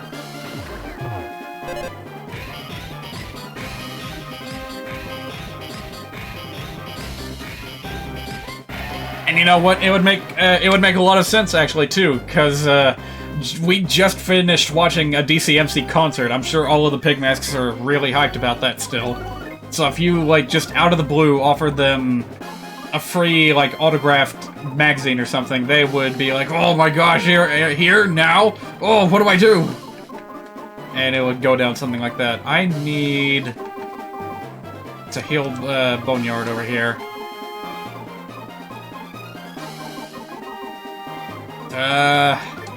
It's gotta be something. Grilled chicken. Alright, well, if that's what we got, then that's what we're gonna eat.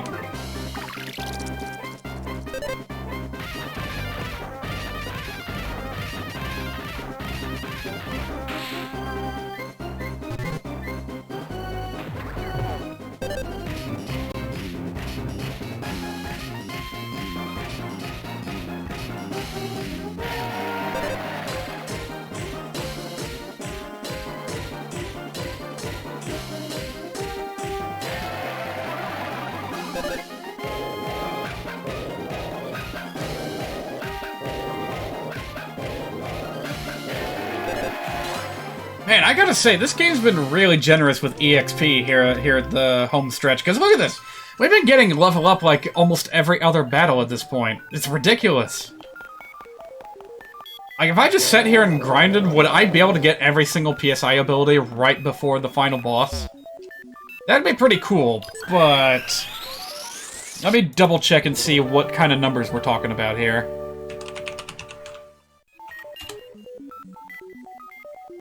Alright, PSI, pin PSI, information order learned. Alright, Kumatora does not learn her ultimate spell until level 60. Lucas doesn't learn his until level 58. So, where does that leave us? It's not too far off? I don't know, we'll see. If there's not many battles beyond this little laboratory section here, then we're probably not gonna bother. But what exactly are we missing out on? Lucas has yet to learn Healing Omega and Refresh, which honestly we could probably go without. Kumatora, on the other hand, learns PK Thunder Omega at level 57, and that would be pretty nice to have. So, I don't know. I guess I'll fight whatever stands in my way between here and the exit, and then we'll see. I'm not gonna hold back either. Let's use as many tricks as we can to make this go smoother.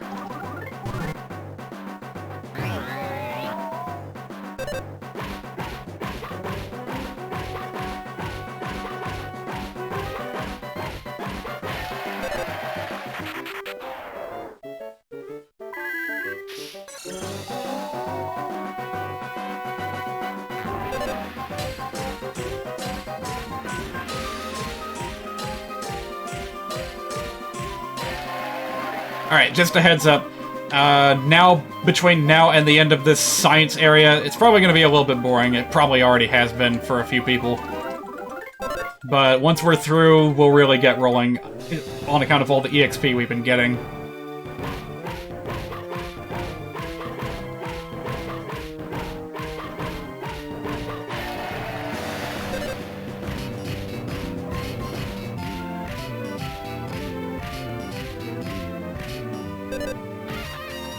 I was about to say, oh, maybe people will still be impressed by all the combos I can do, and then I go and screw one up.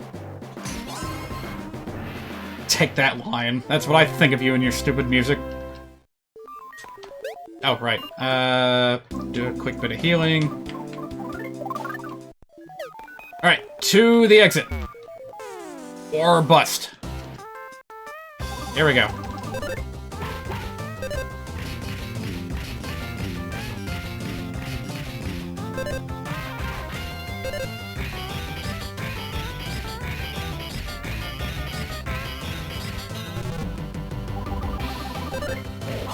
There we go. That's how you do it quick. Awesome games done quick.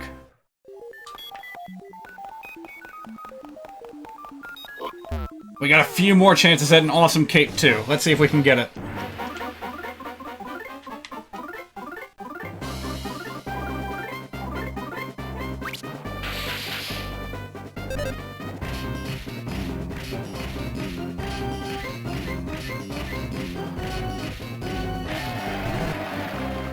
Don't you? You just had to do that right at the last second. Damn you.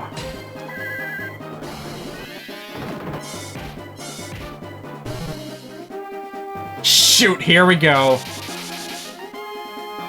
Damn it!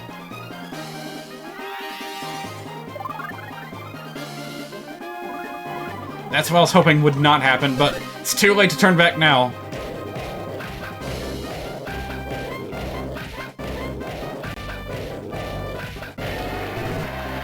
Oh, interesting thing to note. I thought that those mementos recovered your HP and PP, but apparently not. That's HP restoration only. Duly noted.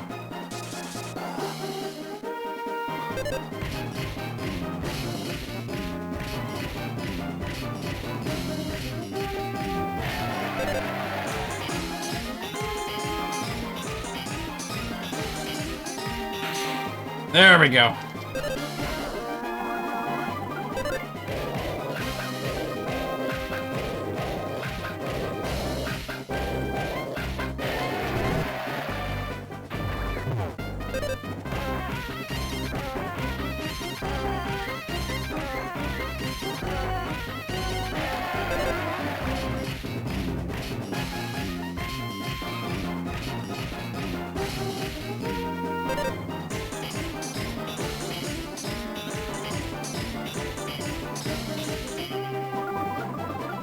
Come on, there we go. Whew. Second to last chance for a cape. Are we gonna get one? Damn it, it's a burger again. Stupid breath-stealing burger. Alright, to be fair, it is a damn fine burger. But, I mean, come on, that's twice that's happened. Ugh. Whatever. Alright, is it this way we need to go? I think so.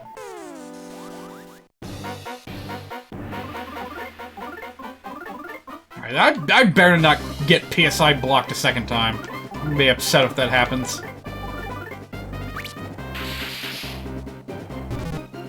Don't you?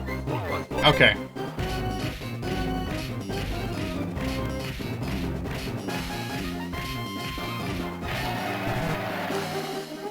No, no, no, no, no, no, no, no! Don't you take my burger, I worked hard for that.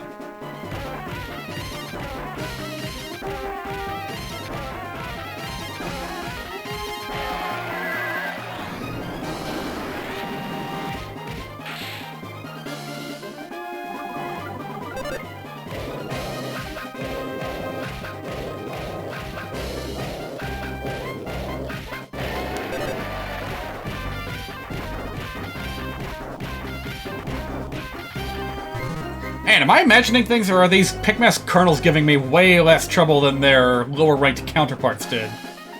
Like, the Pigmask Major, I don't remember what he did, but I feel like something about him was annoying. The green one... don't remember what that one's called either, but he had those stupid time bombs, and he had, like, a paralysis move, too. And then the Navy Squeals, they had the multi-hit torpedoes. This guy, it seems like the worst thing he does is put up shields. Not really that much of a threat at all at the end. Alright, that should about do it. To the Nice Person Hot Spring! Thank you, Master Porky! No problem here, big problem here if you ask me. Just the idea that a chicken like me can be useful to Master Porky in some way makes me also happy! Someday I'm gonna be a pig mask! And make a world of Master Porky, by Master Porky, for Master Porky. This feels so nice. Let's have a grand old time in Master Porky's City of Memories. Reconstructed with a lion. So happy. Oh man, they even got animals in here too. It's so much fun. This city is so much fun. Notice also that these guys appear to be, like, plucked from completely different cultures and time periods. This is just like a... oh man, that's weird. This is just like a weird gathering point. A multi-universal gathering point for lots of different people from lots of different time periods.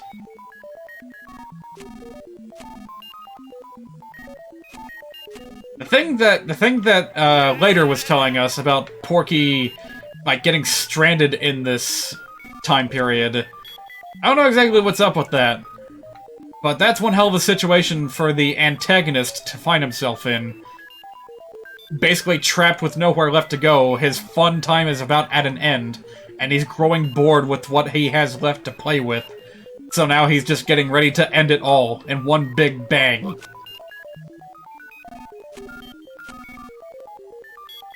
That guy was plucked straight out of Earthbound.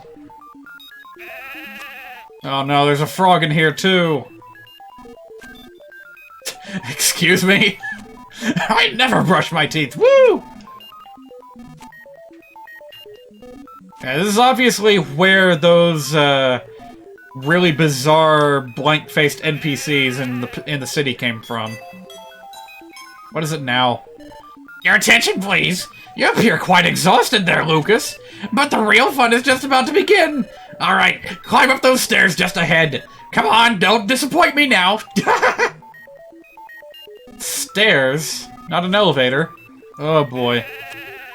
I think we're getting close to the end.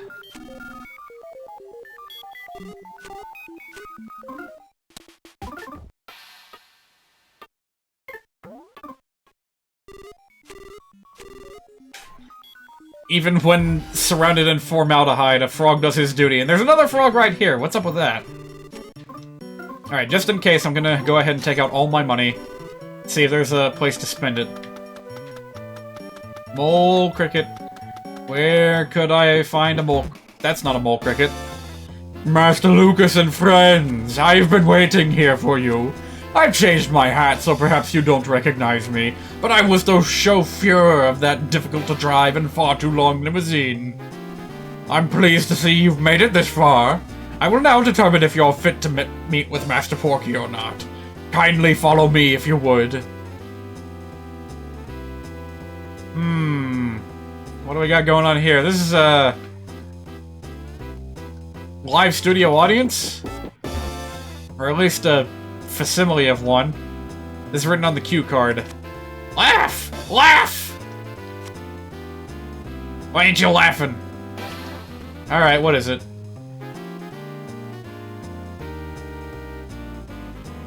I should have talked to him from the other side. Master Porky just loves to play fun games, so I will use this super whack-a-mole game to judge whether or not you're fit to be a wonderful playmate of his. First, allow me to explain the wonderful rules. Whoever hits the most moles with their mental A-button hammers will win the game. Master Porky absolutely adores that word, win. If the words indulge and humor mean anything to you, you'll know what to do. But if you try to throw the match, Master Porky will be very displeased indeed. Okay, do you understand the rules now? Not really. Oh, he's just gonna repeat himself. I want a clarification, but whatever. So, let Master Porky win, but don't throw the match. Do be careful. Now then, let's bring out Master Lucas's competitor, Master Mini Porky.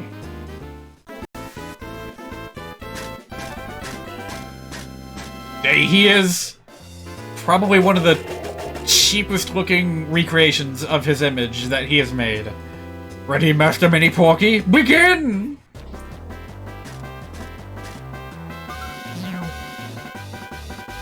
This is very meme-worthy music.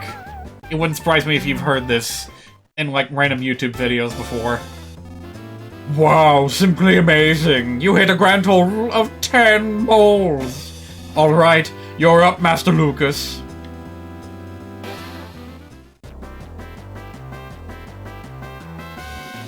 Yeah, I'm gonna fuck around a little bit. Hit 9 to lose just barely! Oh, well, there's your answer. What does this indulge thing mean? Does indulge mean we're not allowed to win? Woof woof. Can I get a negative score if I just bonk the old guys?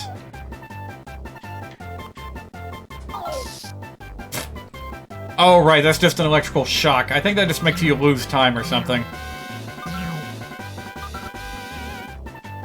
So what's that? 3, 4...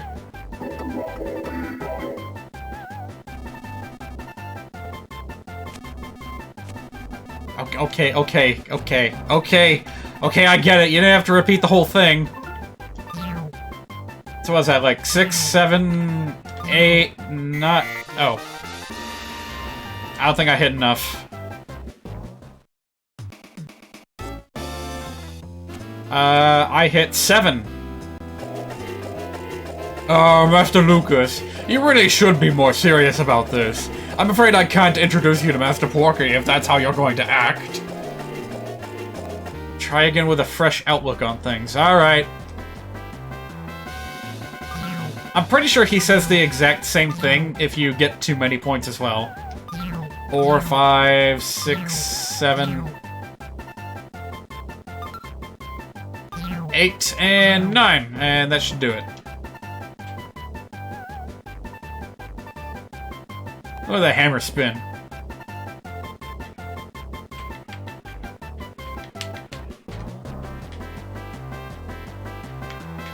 So there's a particular YouTube video out there that is like a channel announcement, and it uses this song, and whenever it gets to the second verse, it just pumps up the volume to ear-splitting levels, and plays the rest of it with, like, the rest of the video with, like, a red tint.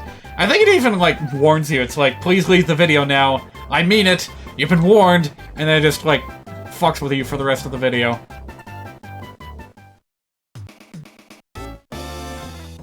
So, 9 moles, there we go. It's a blue record! Master Mini Porky, you've won the intense match by the razor-thin margin of 1 mole! What a wonderful game! Truly heart-stopping. Now then, let's move on to the next fun and exciting game. I gotta keep checking the cue card guy, because there's all kinds of fun messages to read. Oh, never mind. Alright, what could be next? More stairs! Why not? Yeah, we're past the elevator phase. Now it's minigame stair heaven. So, what do we got going on here? Water, bridges, 1, 2...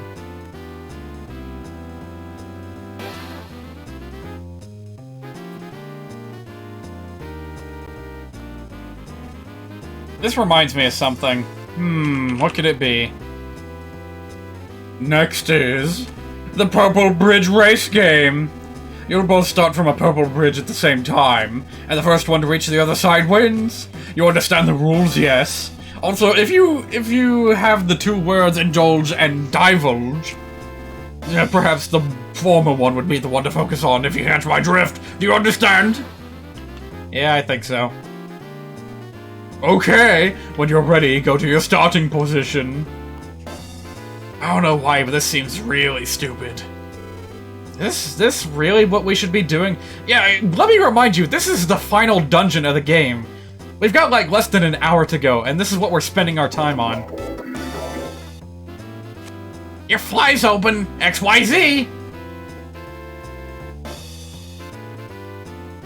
You're much manlier now. Alright, be we ready? I think we be.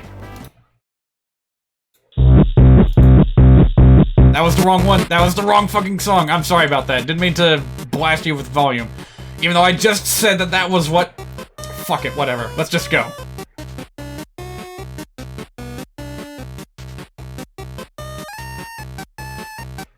Oh, I'm gaining on you, Master Mini Porky. You'll never escape my Death Trap Bridge dungeon, filled with the worst kind of evils you can possibly imagine for a human such as you. Yeah, this guy's real tricky. He even, like, deliberately, like, stops right there before the end. It's a real pain in the ass, but I knew what to do. What is this, Banjo-Kazooie? Yeah, exactly. It's the quiz show before Gruntilda. Oh my, Master Mini Porky! You win the intense match by a nose! What a truly fantastic race! That was a match for the ages! Now then, let us move on to the third and final game! Oh, I didn't even notice the little cardboard cutouts were, like, making cute little roar sounds. Are they still here? Nope. Oh, well. Yeah, I wonder if that particular moment from Undertale was inspired by that at all. The one where you're on the bridge and Papyrus brings out his ultimate puzzle! At last, we're at the final game. Please come this way. Alright, how do I do this? You know what? I forgot to talk to the cue card guy again. The final game is, to whom goes the boom? Alright, here's a quick explanation of the rules. Use your mental A button air pump to quickly inflate your balloon until, boom! The first to pop his balloon wins. You understand the rules now, right? Sure. Then please go to your position. What if I don't want to? Oh, I just noticed, that's a cute little... It's only a model. On second thought, let's not go to Newport City. Your fly isn't open. Don't worry about it. That isn't your balloon, Master Lucas. Yours is over here. Alright, fine. Here we go. Timing on this can be a little bit tricky. I am tripling the points for this final game. This means you have a very good chance of coming from behind to win it all, Master Lucas. Please try your very best. Ready, spaghetti, go!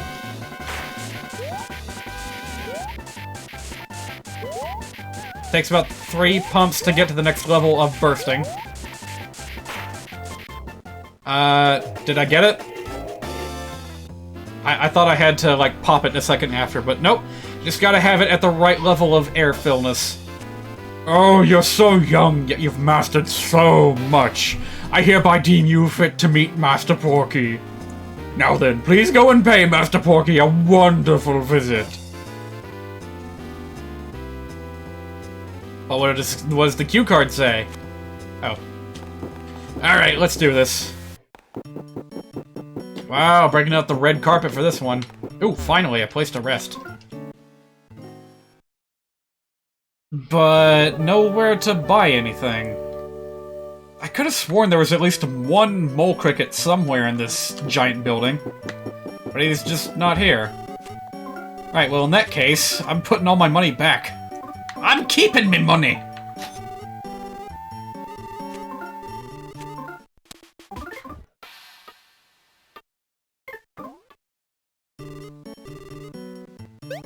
Alright, are we prepared?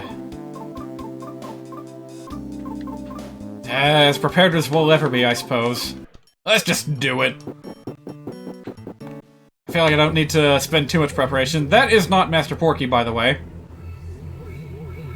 I don't think the word Porky can even remotely be attributed to this monstrosity. Blucas! Welcome to my room! This is the real 100th floor that you wanted to come to oh so badly. Again, I welcome you, my beloved detestable pests. I was the one who invited you here, so you're free to come inside if you wish. It's just, I've given orders to let no one enter my room, to that little attack toy you see right there. Who knows, maybe this is where we'll say goodbye, even though I invited you here. Alright, let's turn it on. Say hello to the natural killer cyborg! Is this it, or are there some post-game side quests to do? No, this is it. This is the final. This is the finale. As you can tell by the intensive music and the massive fucking battle sprite we have on display here. Alright, you know the drill. Start with debuffs and work from there.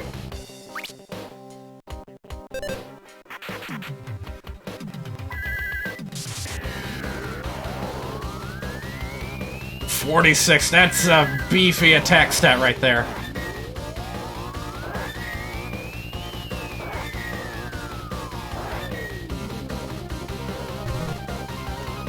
Pigs can be really cute or really disturbing, no in between.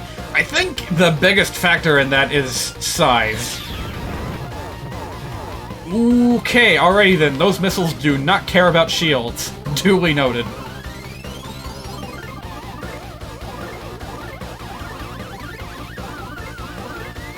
Alright, what do we got here? What can we use? Let's try a honey shower and see what happens. Swarm of bees! Ah, that's it. Ah, that was nothing. I knew it wasn't gonna pay off. Holy shit, that's a huge drop.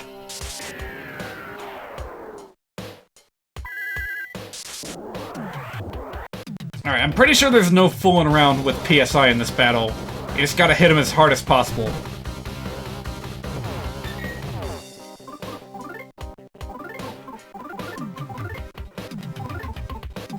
Alright, one more wave of debuffs and then I'm ready to start.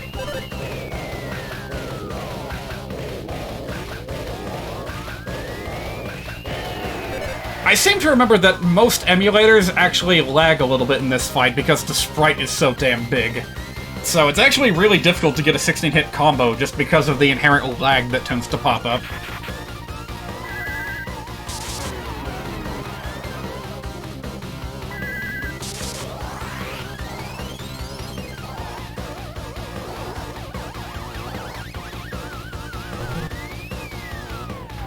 Oh boy, here we go. This is where it starts.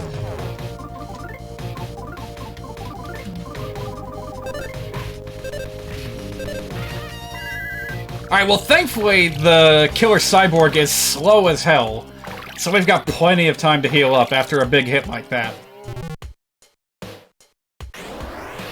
Oh, that's cheeky. He's copying our tactics.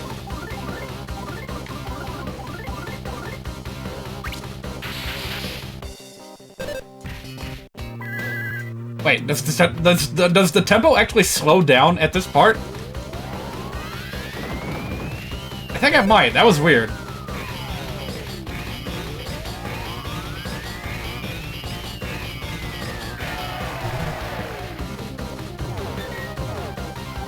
Alright, we don't really have any other enemies to use this high-level PSI on, so I might as well try a little bit of everything.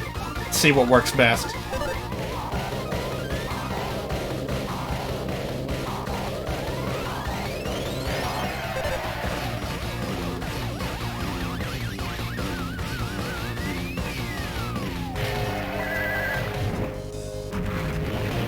Damn, that looks cool, and it did, like, no damage. Shoot.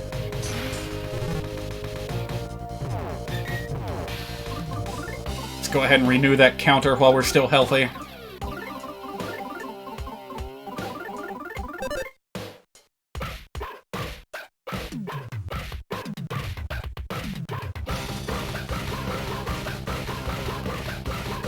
Alright, that confirms it. It does in fact go into halftime. That's really tricky. I don't know why I didn't expect that.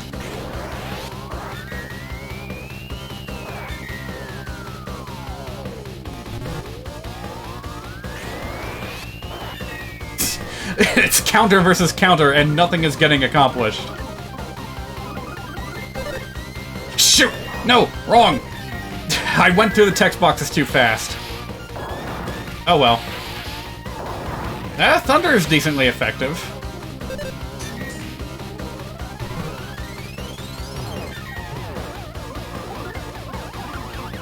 Alright, let's keep everyone topped off and just whack away.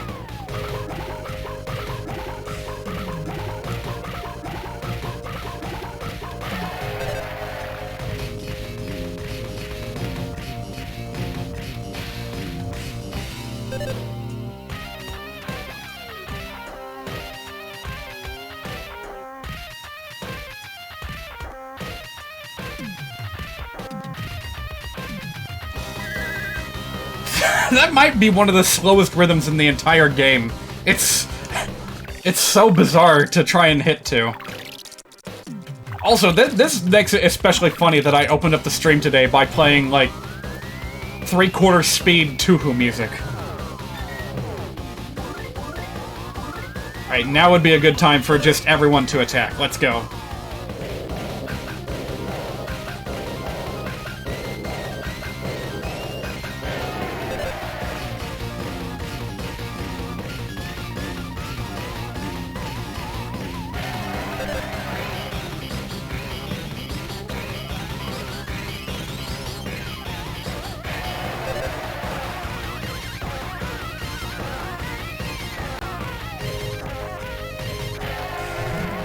At least the meat of this song is long enough for your entire party to get 16 hits on each.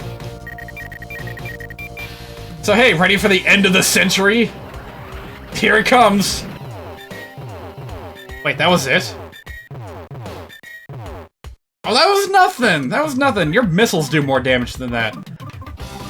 Well, let's just keep whacking away then, shall we?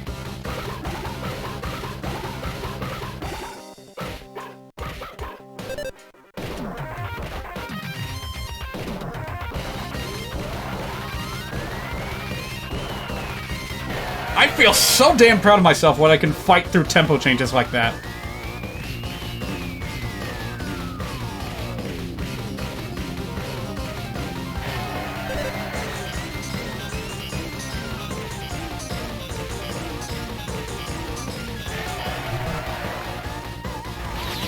Oh boy, this is it. Gotta act quick.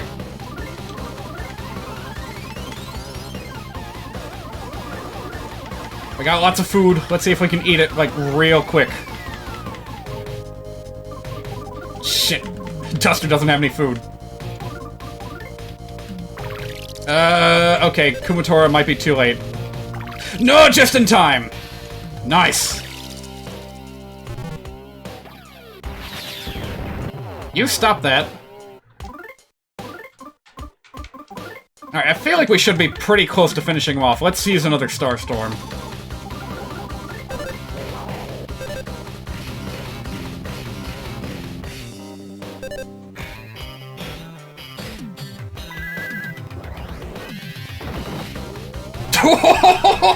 You'd better be done for after something like that. What are the odds that that number would get used? Okay, hang on a minute. Let's not rush to conclusions here. We do have some more healing to do. Let's take a breather, and then get back to it. Oh! Right, I'm a dumbass. I already forgot about the counter. You could call her Akuma Tora. If I can land the finishing blow with her, that'll be pretty appropriate. Alright, does anyone else need healing? Let's put one on Duster just to be safe. And I forgot about the counter again. Whatever, it's gone now. It's done.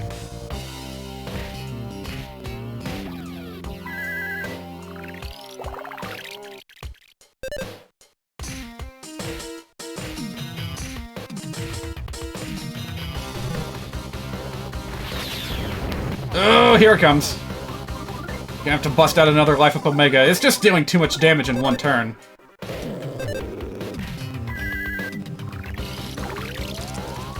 Late game, Boney should have the highest speed stat and can immediately heal. That would be nice if I could find a goddamn mole cricket, but they have been, like, really elusive here in this final dungeon. I thought there was at least one, but I haven't found him yet.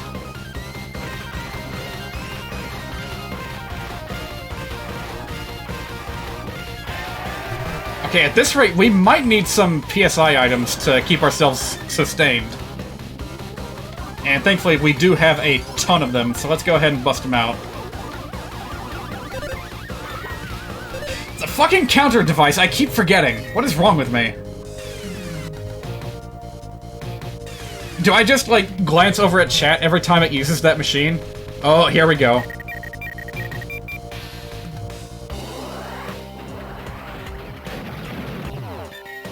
Well, you see, the thing is, the end of the Sentry Beam actually works off of the Cyborg's attack stat, so the fact that we've debuffed him a lot means that that's going to do a lot less damage than the missiles, which is good. Alright, I feel like this guy should be just about dead. Let's see if we can finish him off with another Star Storm.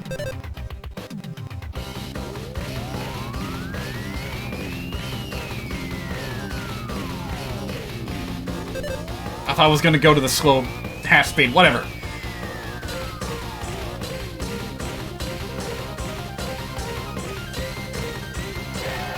Man, this thing's built like a truck. We've probably dealt like almost 10,000 damage to it already. Oh my god, it just keeps on going. Yes! Eat shit! Oh man, that was a close one. Well, not really. If I'd been more careful with healing, I would not have felt so tense about it. Alright, great. It hurt itself in its confusion. You know, speaking of which, I should have tried using Brain Shock on it. I feel like that might have had a weirdly high chance of working. Just because, like, who was it? It was Gygus in Earthbound that was actually vulnerable to Brain Shock. Easy win! So, yeah, kind of out of nowhere, we've got this, music from the First Mother. Don't really know why, it's just a long hallway. What is this, the Hall of Time? Are we going back in time? I didn't give it a chance to finish. It's fine. We'll hear more Nostalgia Trip music here. Through Master Porky's Miracle Museum of Wonderment and, memories. Remember all these fun times? You remember how, Ness's dad was basically just a phone? You remember where there was a sea monster? Remember going in a UFO and, like, breaking it after gently touching a grain of sand? You remember the eraser and the pencil? Oh, damn, did they change that in the English translation, too? Now that's some attention to detail right there.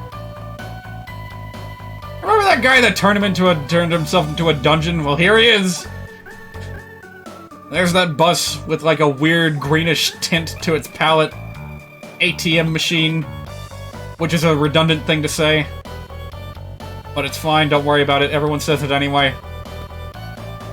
It was a little submarine. Should we sue? I think we should sue, with peace and love.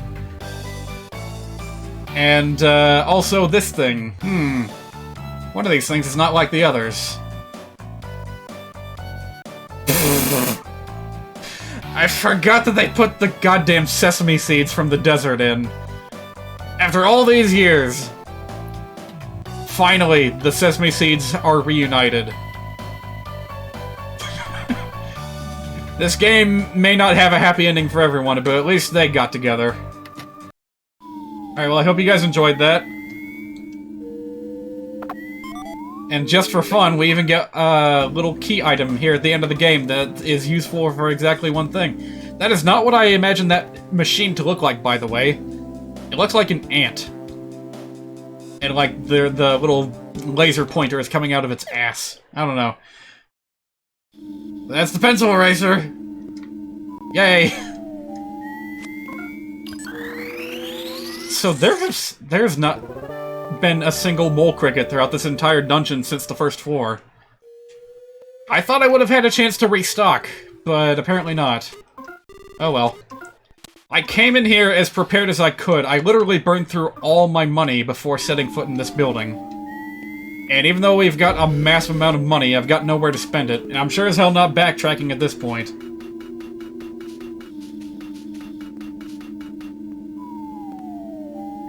Okay, this is pretty weird. All this technology, got this skyscraper going all the way up to the heavens, and for some reason the top floor is overcrowded with vines.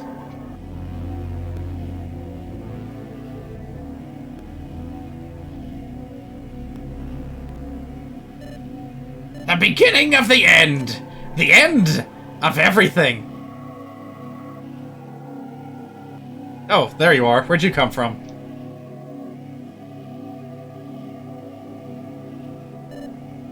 Let's be friends! I'm Porky. I'm really just this meek little boy. Please don't over me more. Please talk to me like good boys and girls. You know, just like me. No. That's not very nice, now is it? Actually, I'm not very nice either. The final boss is your elementary school bully. Yeah, kind of. Imagine if your elementary school bully was given access to unlimited power and was capable of, like, immortality, but his brain was never allowed to age. That's basically the situation that this guy's in. Okay, I'm gonna start strong with some shields. And I don't remember exactly what these things are capable of. So let's just bash on them until we know exactly what we're dealing with. Weak to lightning? Alright.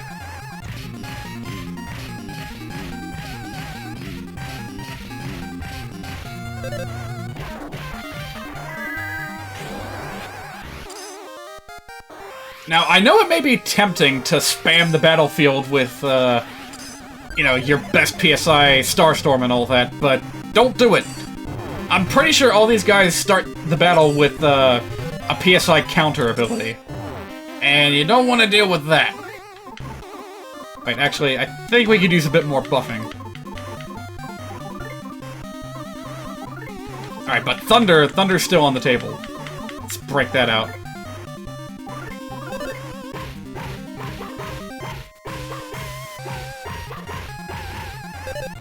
I pressed the rewind button by accident there, sorry.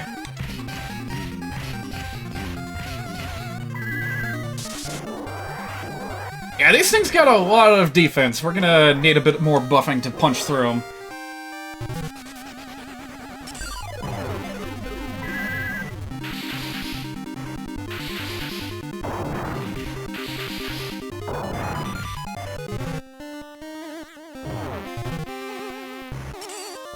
Man, they're just laying it on me, aren't they?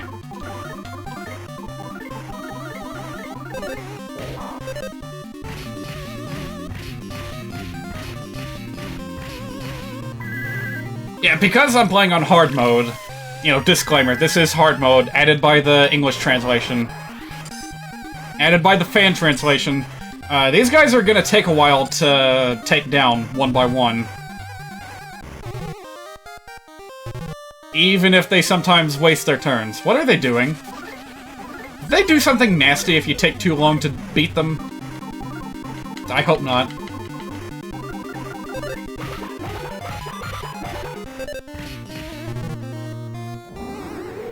Oh, right, they do that too. What fun. And that's another reason why you don't want to wipe out a whole bunch of them at once, because there's more than 3, and each and every one of them explode.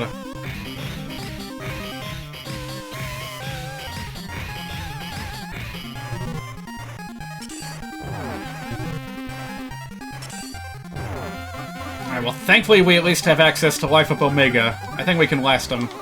We can outlast them.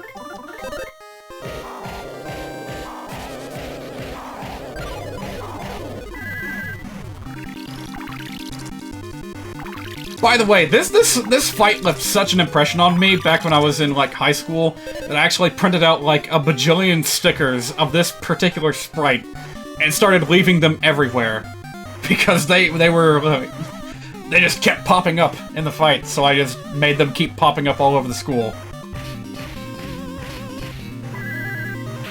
I wonder if, like, the administrators thought it was some kind of gang sign or something, as they tend to do.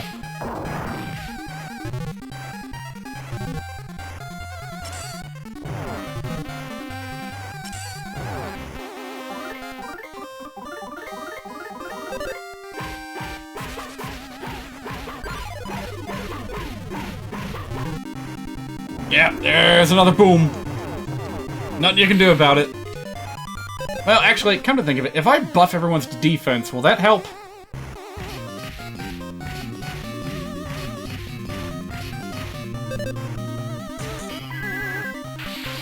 Boy, it's a good thing memes weren't more widespread when I was in high school, because I would have been all over that junk.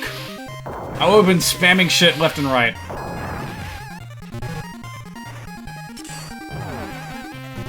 A pretty good sign of that is the fact that I was, way into, like, YouTube poop back in the day. Well, I still am. It's just that it's harder to come by. So certain things... Hang on a minute. Do I have any food left? I do not. Ugh. I need food. Wizard needs food badly.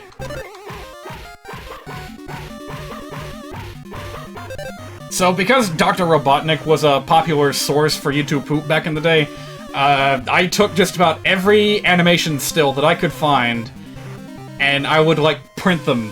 Like, every week I would have a new print of, frame from Adventures in Sonic the Hedgehog of, like, Dr. Robotnik doing something weird or sticking his butt out or something. And I would just have, like, a folder full of them to, like, weird people out as they look at it.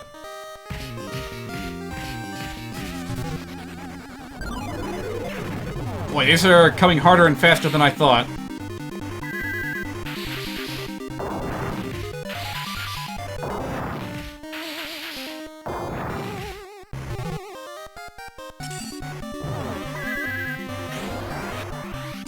Bit of extra shields is all I can do this turn. These guys are kind of quick, too. Gotta be careful about that.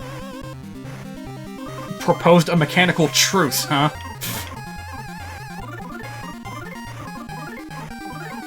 Gonna do double healing on Boney, make sure he lives.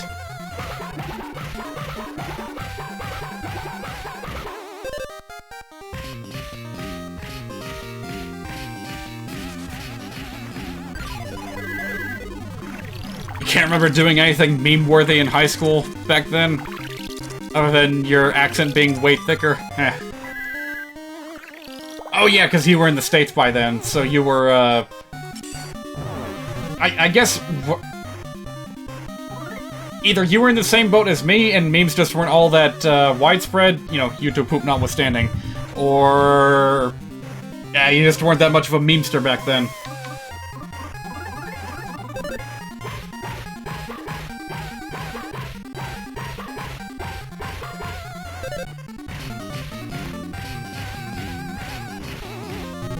There we go. Man, these guys really do take quite a lot of punishment. Now that there's only one of them, though, we should be fine.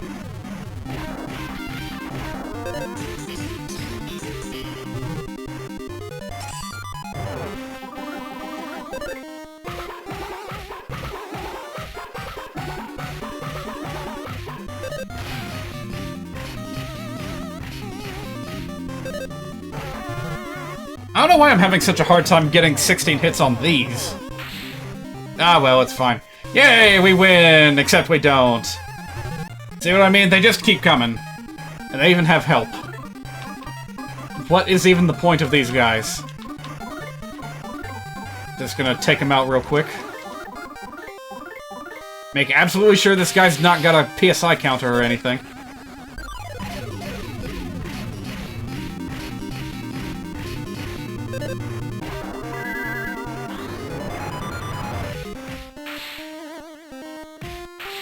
There we go.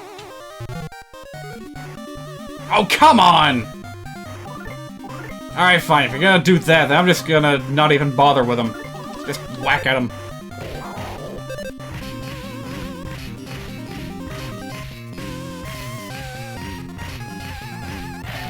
There we go. There's 16.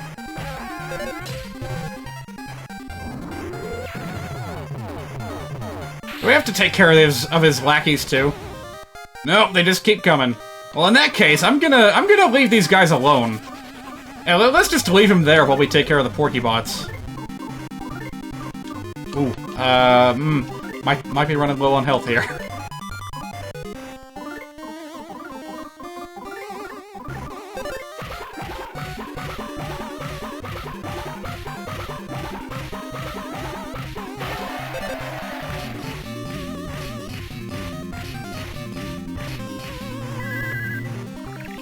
Back then, memes were restricted to, like, badly drawn stick figures that made those weird faces and reaction pictures. Oh, you mean like the troll face?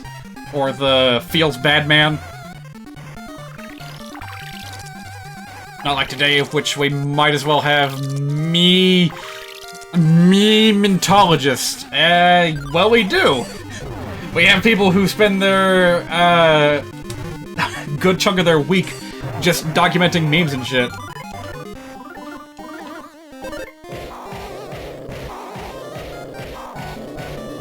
Honestly, though, memes have been around forever. It's just until recently that we've actually started calling them that.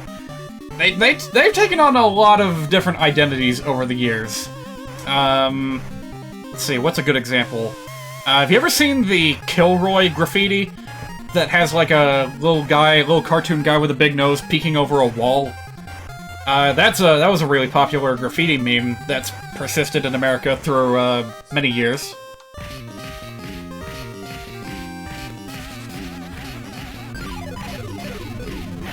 In fact, there were even, like, local memes that only people who lived in the area would know about. Like, everyone was in on the joke, and visitors from abroad would be like, what the hell's going on here? Found out about one of those on a trip to Brooklyn once when I was a kid.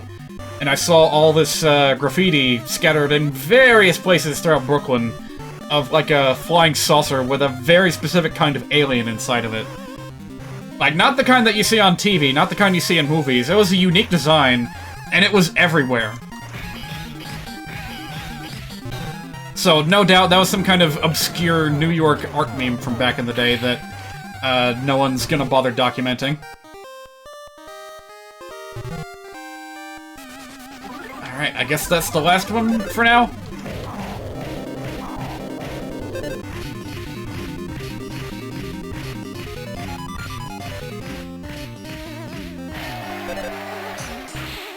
I wonder what the world's very first meme was.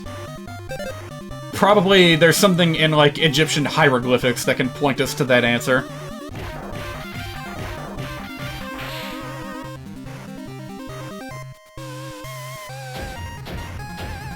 They just keep on coming. I'm ready for them, but I'm actually not allowed to finish the fight. Because some guys rushed into the room. It was the DC MC. Baccio jumped out in front. Thundergosa! Dramatic climaxes are when unruly dudes like us get to shine. Shimmy Shmiz, he's here to save the day. Seems like that Master Porky guy was trying to use us to brainwash everyone. I say it's high time we screw up his idiotic plans. This is another callback to Earthbound. When the Runaway 5 helps you with the clumsy robot. We aren't gonna let this Porky freak have his way. Oh, Jay. We're gonna make you pay for all the bad stuff you've done. Get ready, it's punishment time.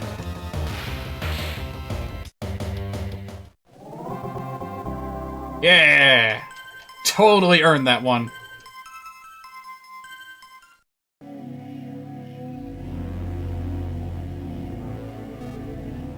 Oh geez, Flint, where'd you come from? Come, Boney. Lucas, this is it. This is finally it. That dog must be so happy right now. Have we managed to corner the enemy? Or have we all been dragged here? I suppose it doesn't matter either way. Right, Duster? Everyone is here! Yeah, all those robots, pig masks, hippos... Not a problem for these humble citizens of Tazmily. And Dr. Andonuts is here, too. Come a little closer so I can see your face better.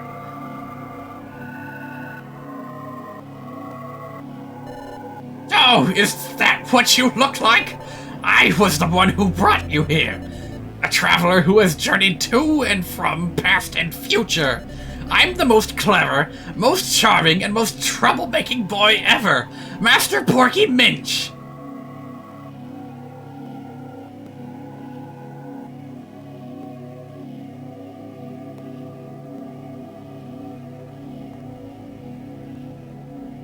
It's really bothering me that there's no sound effects accompanying the lightning. I welcome you once again, you weak hangers-on, pretending to be the last survivors of this world. Sprankety, sprankety, sprankety.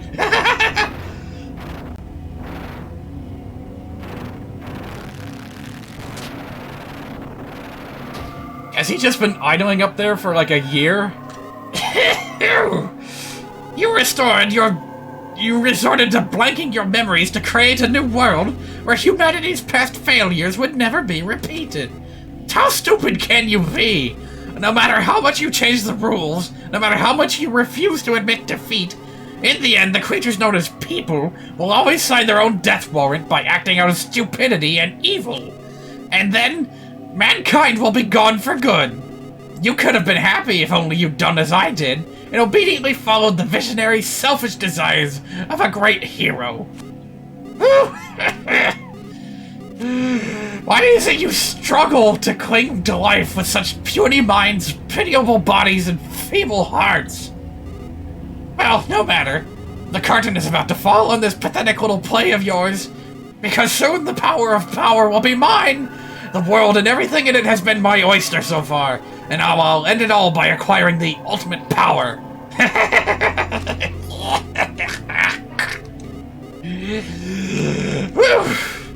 Though everything so far has been fun and games, I've given you many a concession. I was bored out of my mind and wanted to play something more thrilling, you see. But now that we're face to face like this, I won't hold anything back. My slave, my lifeless son will pull the final needle for me. And then, the moment he does, the dragon should awaken and do as I want. At which time, I assume you fools will turn into garbage or dust or something and finally disappear for good. I'll admit that is kind of sad, but I would be crushed under the weight of boredom if it were any other way.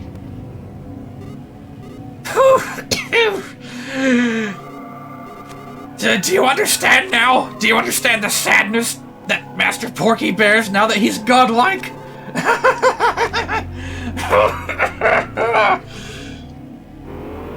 Why's Mother series gotta have such disturbing endgame music? We haven't even gotten to the end of it yet.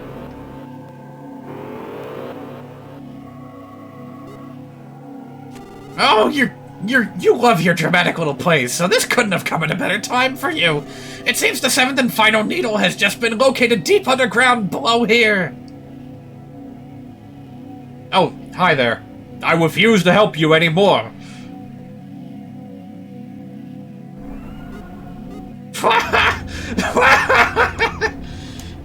I assume you want to pull it too, right, Lucas? Why not go and check it out then? I'm even being fair enough to tell you where it is. That will really make this game all the more fun. But I think I'll use my shortcut to give myself a head start if you don't mind.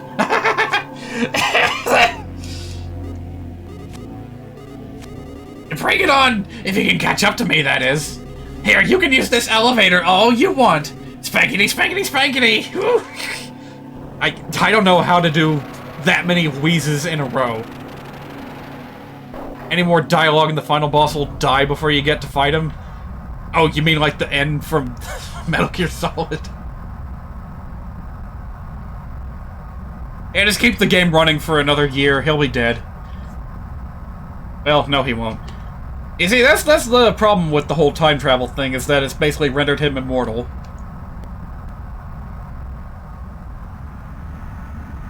By the way, there's something kind of weird strobe effect going on with the sprites here.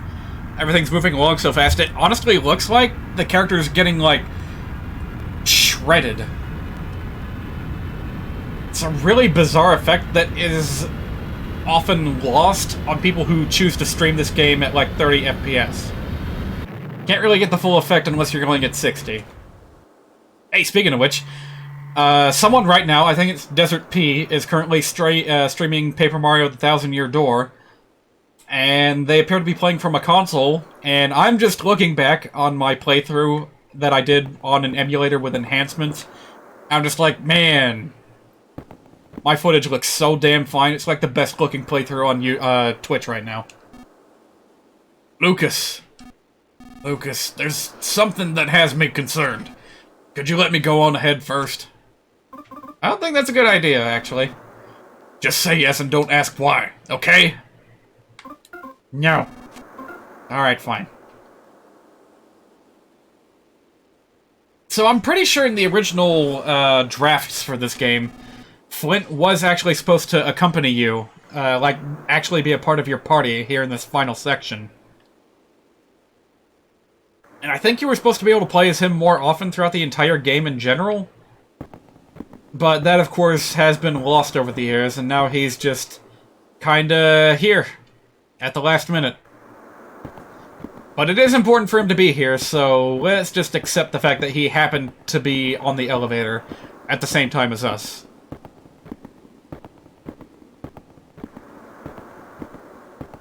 The ability to say no in this game is just an illusion. Oh. On the cusp of a new PSI power. We're barely going to be able to use it, but may as well get it.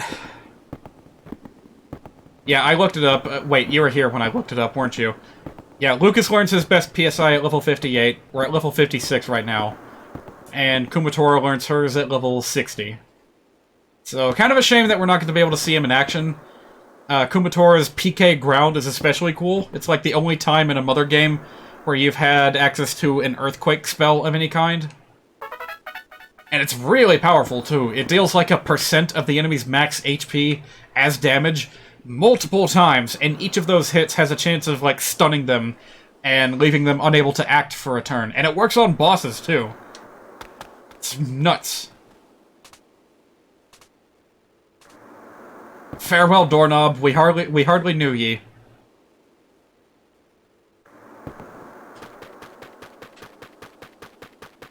Hello, frog.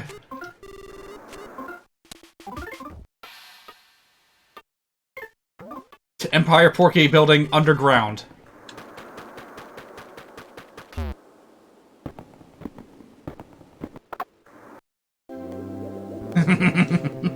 Incredibly enough, there was a hot spring inside the box. Well, isn't that nice?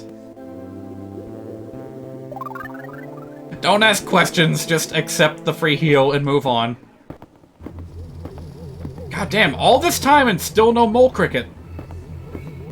I could have sworn there was at least one before the end of the game, but I don't see him anywhere. I've got, like, no food to go into the final battle with. Now, on the other hand, I'm pretty sure these enemies that we see floating around here do have a high chance to drop food items. Well, PSI food items anyway. So there is that. I don't know, though. It doesn't really seem like it's worth my time to fool with them. You know what? Let's just fight, like, one of each. Just for the sake of seeing what they look like.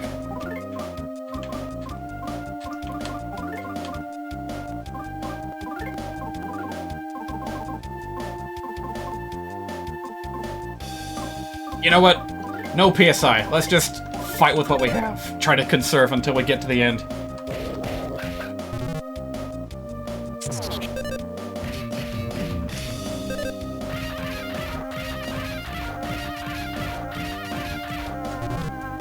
That's just an average elemental enemy, basically. Actually, both of them. Yeah, it's a lightning and an earth elemental.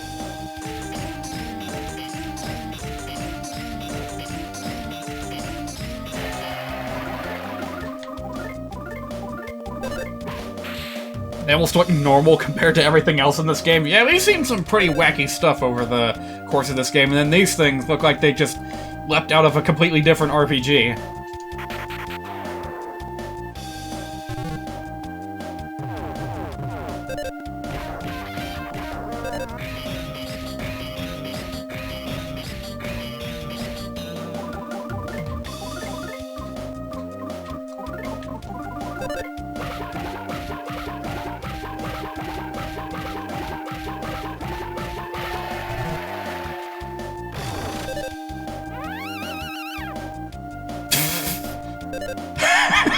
I just reversed the sprite. You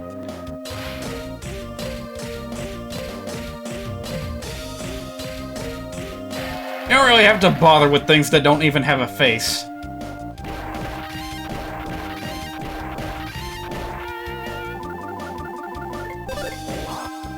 Alright, there we go. Oh, well, a little extra level for Kumatora, but it's not 57. So, unfortunately, we're not going to get access to PSI Thunder Omega or Peak at Ground. That's too bad, but what can you do? Hello, Hat. Goodbye, Hat. Are you guys ready for the most stunning reveal? The biggest plot twist of the entire game?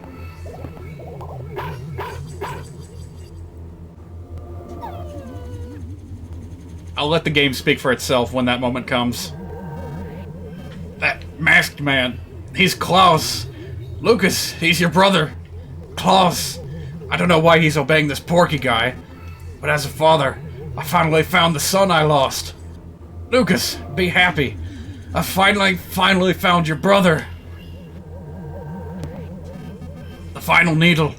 Lucas, make sure you pull it. I'll catch up with you in a bit. Don't worry about me, just hurry to the needle. Alright, but what we're actually focused on is...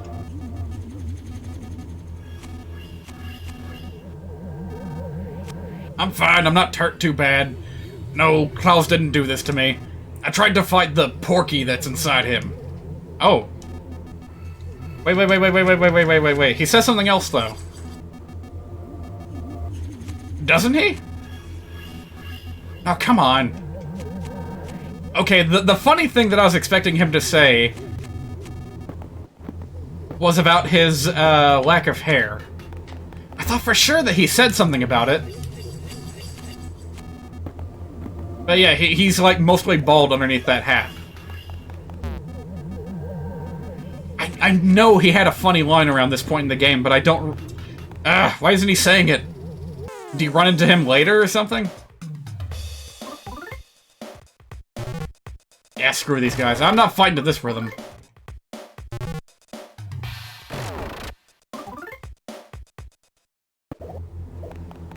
Ooh, what do we got in here?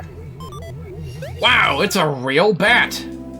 It gives you an awful lot of offense! And max... Wait a minute. How much is that? Hold on a minute. Holy shit, that gives you... Wait. 50 extra psychic points! That's even better than the mystical stick. Damn! Alright, I guess we got no choice but to equip it then.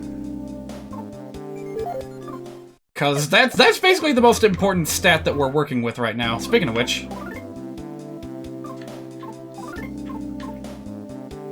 Well, on second thought... Nah, I think I'm gonna keep everyone as they are right now. Alright, get out of the way. You're stuck on the bridge. Making a fool of yourself. Alright, I'm pretty sure that's the final ladder. Oh, but there's another thingy down here. Wait, no there isn't. What? What's up with that? The bridge to nowhere. Alright. Oh man, we don't get to enjoy the full psychic point experience. That's too bad. It's alright though, we got magic tarts. Let's go ahead and burn through some of them.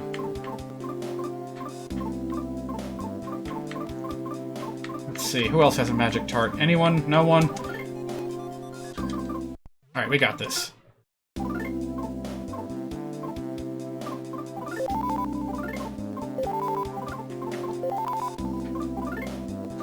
Alright, that's good enough.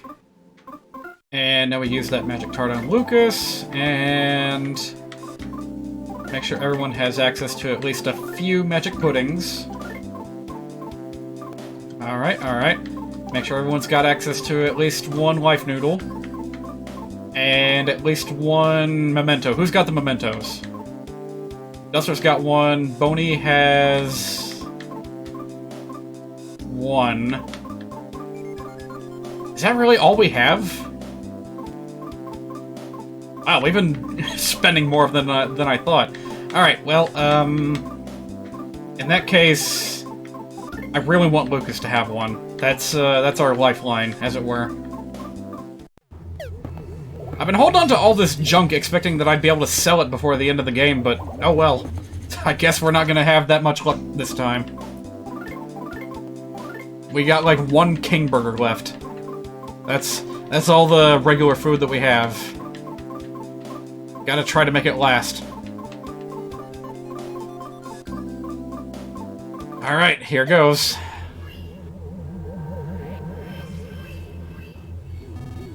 Stop! Stop right there! There it is. You know what, you love it. It's that big horrible spider tank from Smash Brawl. This really is no time for games anymore. I don't feel like letting you go any further. If you're after the needle, then don't worry. My adorable little monster's on its way to it as we speak. That monster's name is Claus? Its name was Klaus? That almost sounds like a person's name. But now it's my robot. Not even a fragment of life remains inside it. It's Master Porky's slave robot.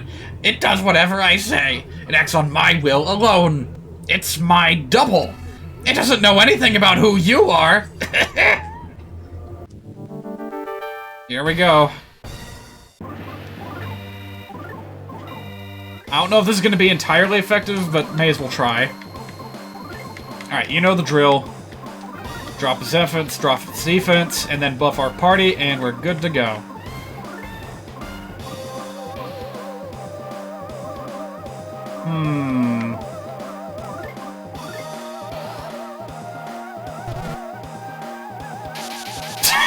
Porky did something.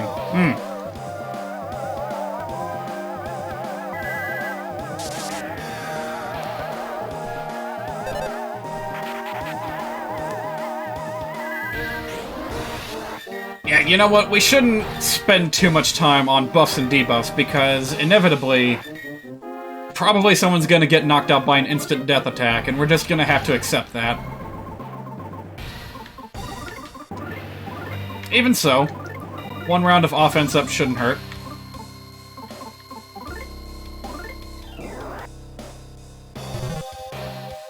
What did Porky do? Ah, that was nothing. Yeah, Porky's not much of a fighter, but he does have a lot of tricks up his sleeve. And of course, none of them are identified by name, so you kind of have to think on your feet and be ready for anything.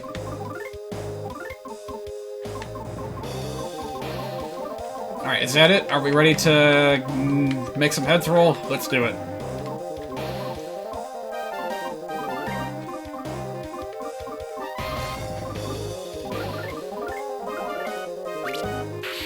I knew it! You can never be too careful. Oh, interesting. So if your stat is maxed out, do debuffs not work? Interesting. Also, that is a really annoying attack.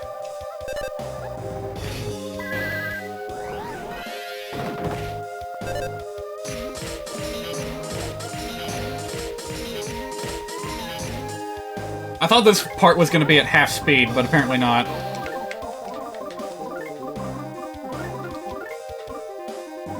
We got Secret Herb, may as well use it.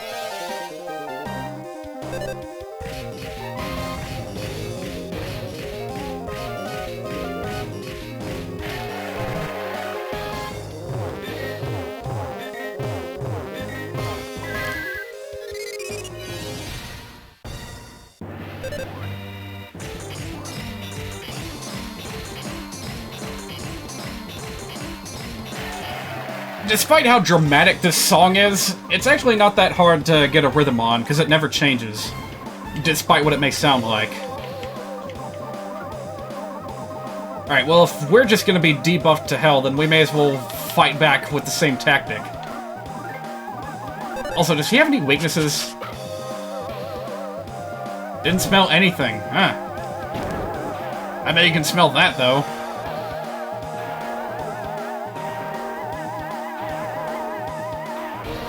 Ah, jeez, that's a massive hit to our offenses.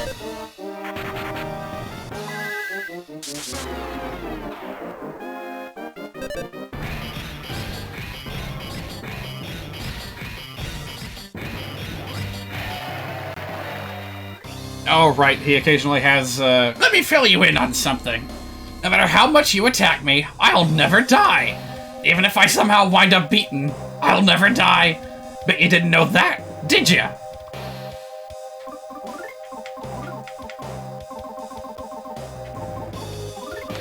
Let's keep the offense on the characters that need it most, while we cycle through some offensive PSI.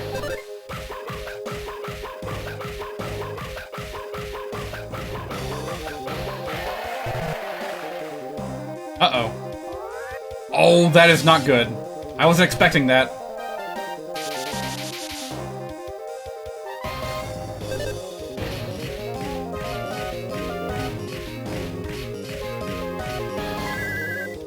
Here it comes. Oh, this is gonna hurt. Okay, never mind. Okay, that does not work like it did in Earthbound. I was afraid that the entire PK Fire was gonna come up against my entire team. Thankfully, no. Well, I doubt he's gonna use that twice in a row, so I may as well bust out some real PSI.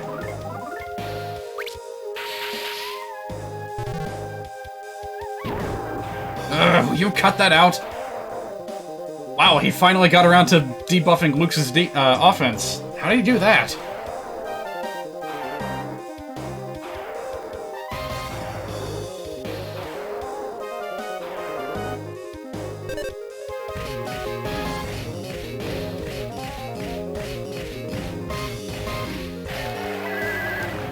Man, I'm almost thinking that PSI is going to be the way to win this battle.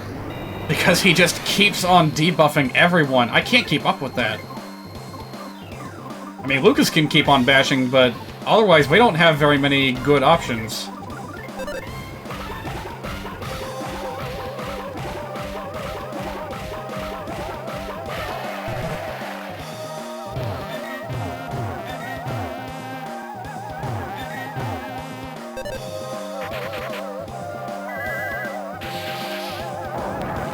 Alright, how does that stack up compared to Freeze? Honestly, I'm thinking Freeze is better. I've gone through time and space so many times that I haven't aged like a normal person. Who knows? I might be 1,000 years old, or even 10,000 years old. But despite that, I'm still the same kid at heart. Isn't that funny? It is, isn't it? Does it make you laugh? Are you laughing at me?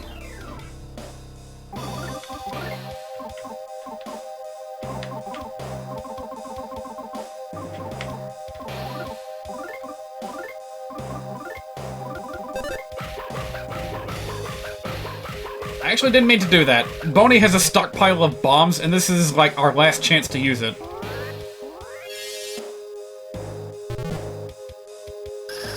Oh, whoa, whoa, whoa, watch it.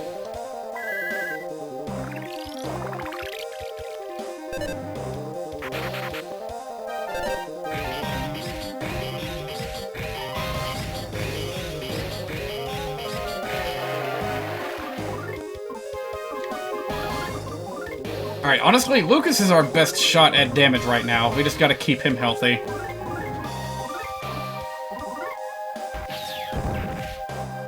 Oh, that is not good damage. It's better than we've... It's the best that Boney has access to right now, but... Ugh, stop that. Why did I do that? I think I meant to use life up. Oops. Yeah, that's definitely what I meant to do. Oops.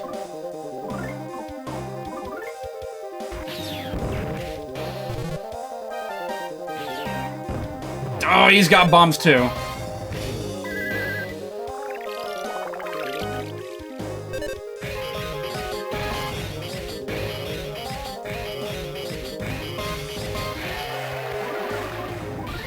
Alright, what else do we have access to? I can't think of much of anything better to do. We have a lot of PSI recovery items, so maybe I should go for another Starstorm.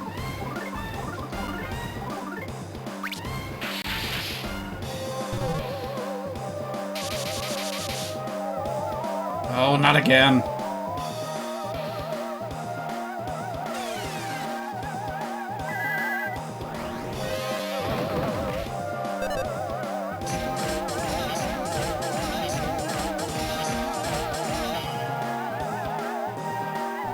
We're getting through him pretty quickly if he keeps on bringing up these dialogue boxes. If the dragon wakes up, it might end up destroying everything and extinguishing all life. Even so... Even so, I'll be alive. Me and the dragon will be the only things left alive in the whole wide world. I'm more than ready for that possibility. With my eternal life, I will see the world through to its end, until everyone who won't like me is gone. That's a grim way to look at reality.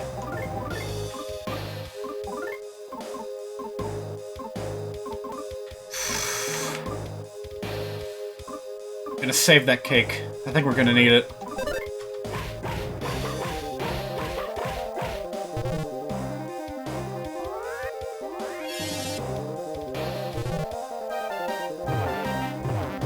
Whoa, whoa, whoa, whoa, whoa, what is he doing? That's like exactly what the quote says.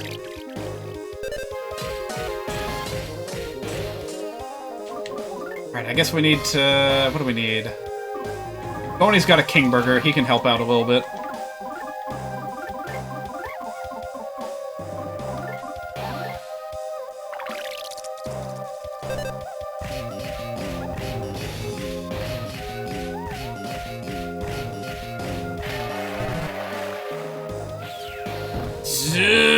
I don't like that attack.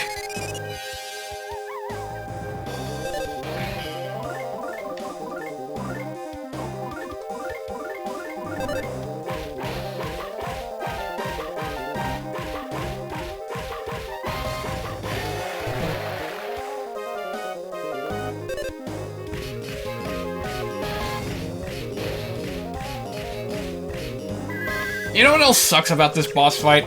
He doesn't use PSI technically, so all those high-level PSI magnet spells that we learned on Kumatora, worthless. They haven't been all that useful throughout the rest of the game either.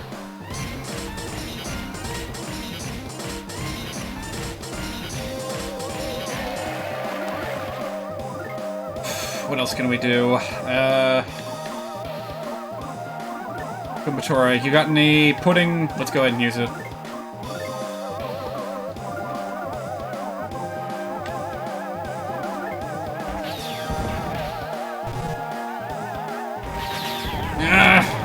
Oh, no, no, no, no. That's not good.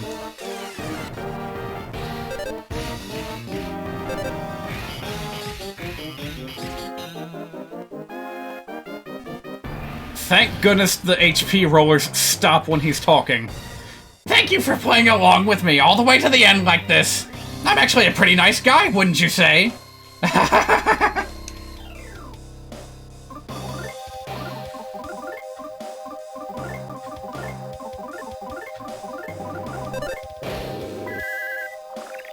gotta get through this quickly so that Lucas can heal. I don't think he's gonna make it. Oh, shoot. Well, there's another memento gone. Dang it. Just in time to take more damage.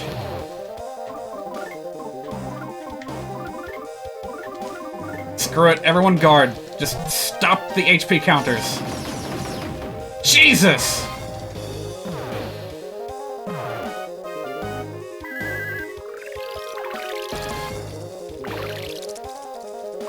I don't think we're gonna last much longer. I think we need to bust out another Starstorm and, like, nip this in the bud. But first, I think we need to take a break and let everyone's HP catch back up. Because, man, that was brutal.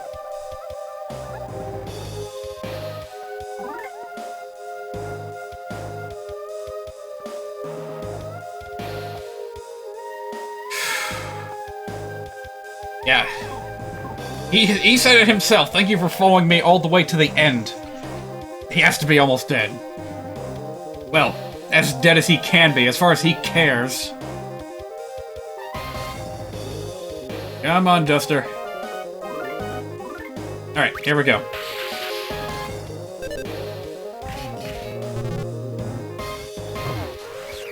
Ugh.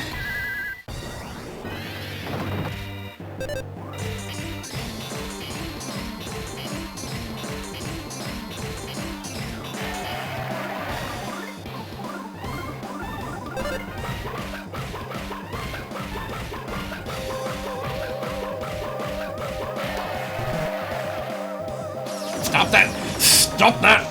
Oh god! I can't take too many of those hits in a row.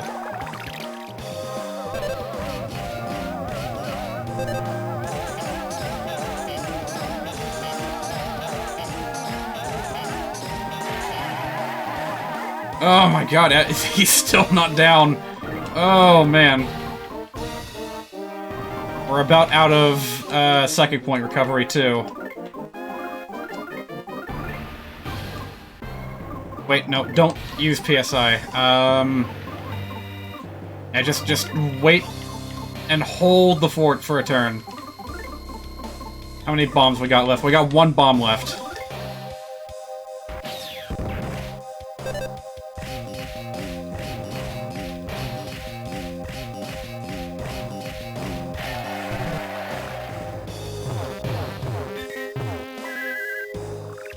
Ugh, I'm spending so much time using life up, I can't even stop to use a shield or a buff or anything. Almost wishing I'd bought more of the, offense race. Never mind! It looks like I survived long enough. I'll never die! I'll never die, nor will I ever be beaten! But it appears my machine has run out of energy for the moment. Lucas, you haven't won, just so you know. I'm going to duck inside this absolutely safe capsule for the time being. When I'm inside, no attack will have any effect on me whatsoever. I'm sure you're thinking to yourself, yeah, right, there's no such thing as absolutely. But there is such a thing, and it's this! The absolutely safe capsule I tricked Dutter and Donuts and the Mr. Saturns into making for me! Me! All for me! Yeah, that literally is just a Dragon Ball, like, pod capsule right there.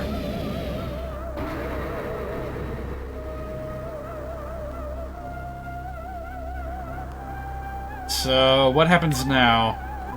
Just in case... Oh wait, hang on a minute. Is everyone's HP ticking up? Okay, good.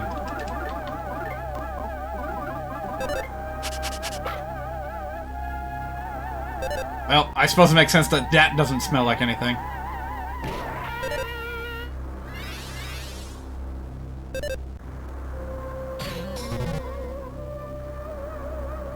Absolutely safe capsule doesn't do anything. Alright, this is the song I was talking about. This is the song that I'm pretty sure is absolutely impossible to get a combo on. I'm gonna try anyway.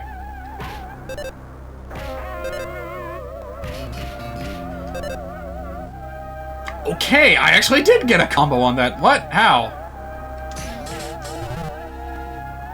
There is a rhythm to it, but it's, of course, completely disconnected from the music that's actually playing, so you're basically just guessing at it. Because Porky is sealed inside the absolutely safe capsule, the battle is, by definition, over. Yeah, how's that for a stalemate? You can just walk away. Not every RPG will give you that kind of opportunity. Oh, hello there. I'm here too. Oh my. As evil as old Porky here is, I feel bad for him now.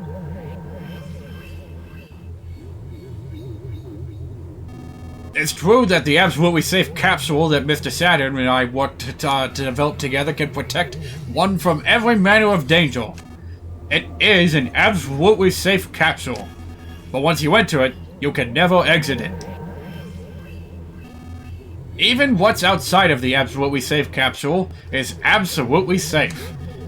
I did tell Porky in a hushed voice that he shouldn't use it yet, but all he can do now is live for eternity inside the capsule in absolute safety. Who knows? In a way, he may have gotten exactly what he wanted. What do you think? Is it wrong of me to think this way? I don't know. It's not wrong, you say? I wonder. I somehow get the feeling it is. He's just sticking his tongue out at us. Want to woe him around for a bit? No, it's okay. It is absolutely safe after all. Woly woly! Whee! Woly woly woly.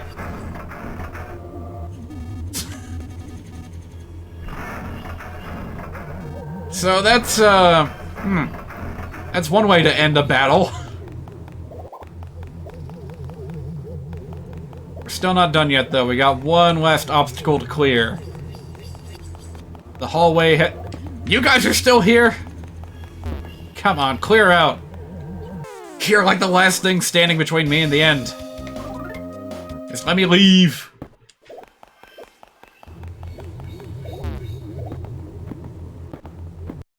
So even here at the very, very end, there is not a single mole cricket to sell me shit. I really thought there was one, but I guess not. Alright, well, spoilers.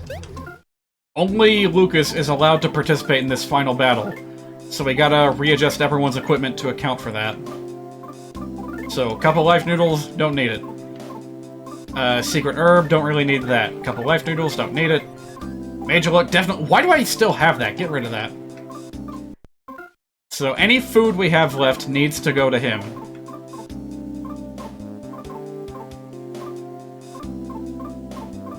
We, like, barely have any food left. Ugh. If I really had to, I could, in theory, grind for, like, puddings on those, electrical things. But it's not really worth it. Don't know if we need that, but may as well have it. Something about this ending sequence feels really odd. It is very, very peculiar. And it's not done yet. Like, you think we're gonna get a standard happy ending at the end of all this? 'Cause we're not. I am the final frog in the game! It's been such a short time, though it seems long, too! In any case, thank you for your continued patronage throughout it all! For me and the other frogs, I thank you! Hop, teardrop! That's the world's saddest frog. Get out of my face. I'll need to deal with you guys. I got one thing left to do. So just clear out. I'm gonna go through the spooky wind tunnel. Here we go. Just in case something goes crazily wrong, I'm gonna put a save state here. Like, oops, I panicked and accidentally hit the delete button and deleted my save file. You know, in case something like that happens.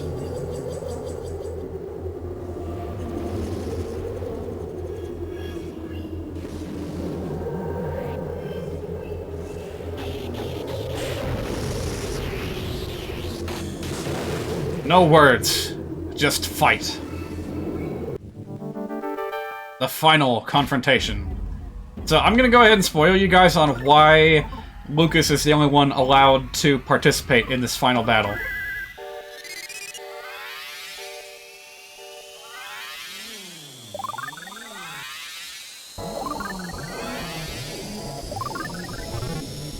Watch this.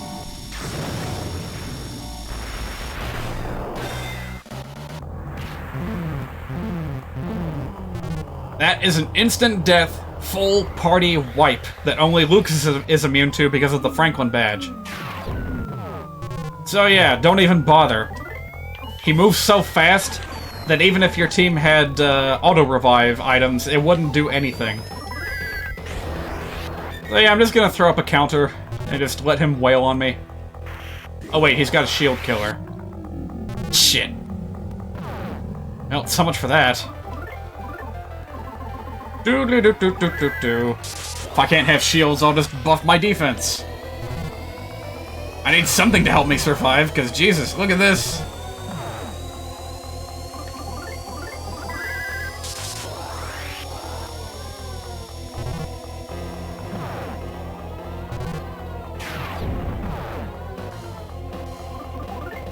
Have you figured out what the strategy for this battle is yet?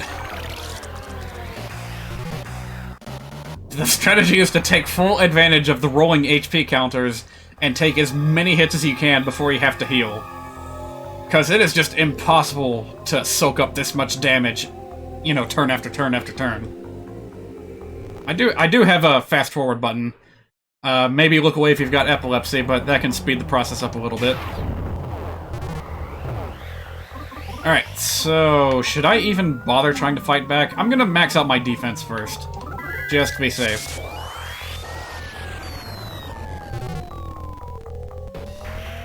Nice try. I don't have a shield.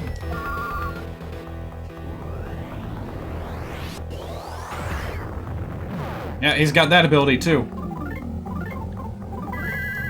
Now, I don't know if you're actually expected to fight back yet. But just in case, I'm gonna go ahead and buff my offense as well. Just in case we need to. Oh, hang on a minute, we're maxed out. Damn. That was fast.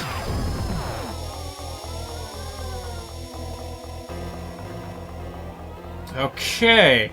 I guess maybe I don't have to attack, because this is happening.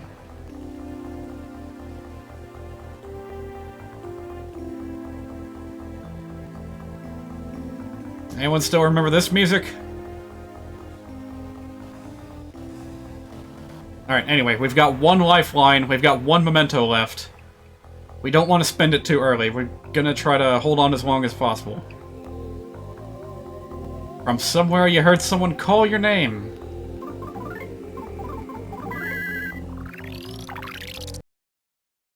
Sorry, that is so jarring when it cuts out the music entirely, but that is technically the best thing to do in this situation.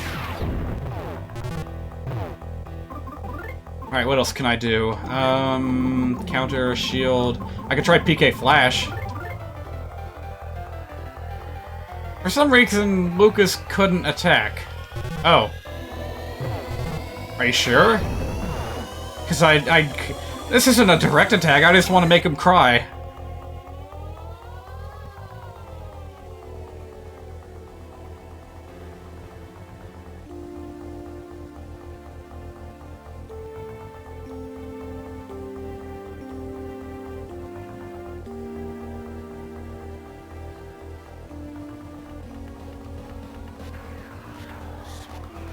It's a direct attack to his feelings. Well, okay.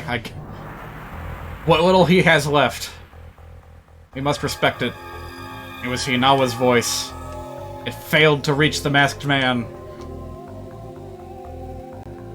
For some reason, Lucas couldn't attack. So yeah, anything that has any negative impact on the masked man, you are not allowed to do it. I actually didn't realize that. I thought for sure you could at least use PK Flash. Well, I guess we just gotta tough it out.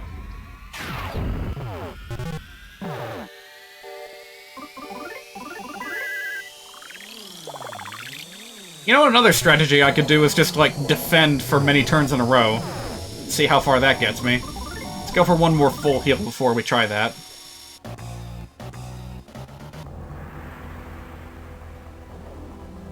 kind of a shame, too. I'd like to know what the rhythm for this particular battle is. But I don't think there's a way to find out.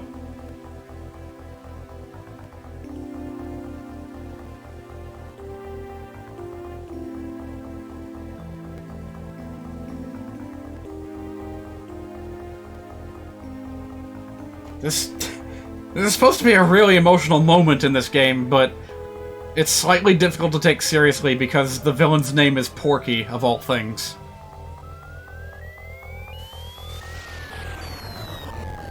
Background's going out of control! Just like the Gygus battle.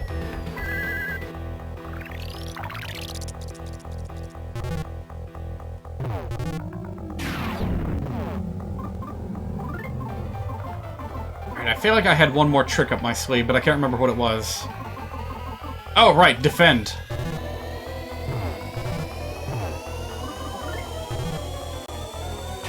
There we go, that's how you do it. Keep that thing chugging along as slowly as possible. This feels like something that Undertale would do. They would try to, like, make you take advantage of very meta game mechanics in order to survive a really difficult battle. In the case of Undertale, you would have to, like, be really careful about how you physically navigated your cursor through menus in the Sans fight. Otherwise, you were going down. Alright, I'm gonna go ahead and skip through this again real quick. Avert your eyes. Alright, here we go.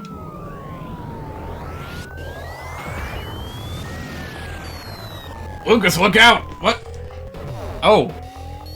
Masked Man's attack dealt major damage to Flint. Flaws, please remember. I've been looking for you for so long. I don't think it's gonna get through to him. Oh my god. No mercy from this kid. Flint suffered major damage. Flint couldn't stand up. I gotta say, there's something really, like, unnerving about the, like... It's called... TV Tropes calls this beige prose, where there's, like, no detail. It's just straight to the point, matter-of-fact telling of events. And that's all you have to go on. And just like how in a horror movie, the less you see of the monster, the scarier it is. In this case, the less that you have available for you to read, the more unnerving the effect is.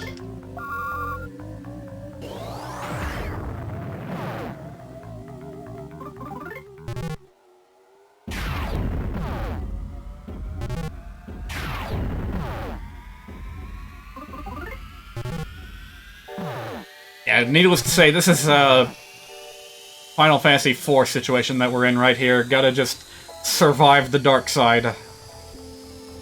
Sheath thy sword, and walk away with your heart as pure as white.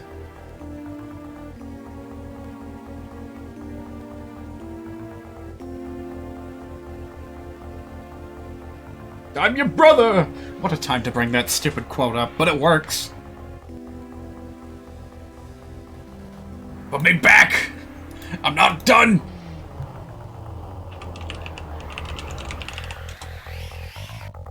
If anyone doesn't know what that quote's from, I'll go ahead and show you since we... Whoa, no we don't. We don't have it. I thought we had a moment to spare, but we don't. Alright, hang on. I gotta Lucas up to full health while I bring up this stupid clip. You may have seen this on a Vinesauce streamer, too. I'm alive! I'm born! I'm free! Is this what air tastes like? It burns! I'm your brother! I'm your brother! I'm your brother! Oh, this is too much! I don't like this! Put me back! Put me back! I'm not done! Sir, I'm your brother! I'm your brother! I'm your brother! I'm hungry. Let's go find some leaves. I'm your brother! Does that enhance or, like, completely kill the mood of the scene here? So this is a random level. Damn it, autoplay. Okay, that definitely killed the mood, if nothing else. It's manipulating information. You know, Flint is in trouble, but you don't know how bad it is, or more specifically, if he can die from those wounds. That is one way to put it.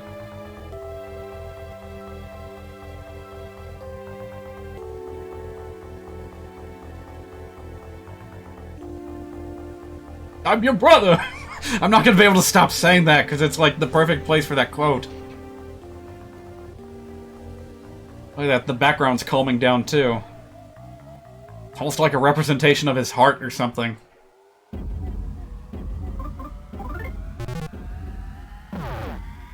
Yeah, but he is just not letting up.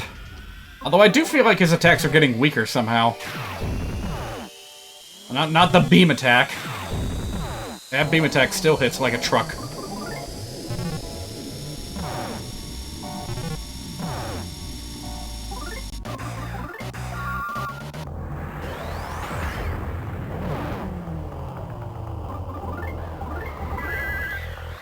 So that, I suppose, is the reason why all the best equipment in the game stacks on extra psychic points. Is to help you survive in situations like this. You know what, I'll go for another round. Make sure I can get topped up before I start defending again. Zip. Hey, this time it's not gonna, like, murder your eyes to look at it while I fast forward.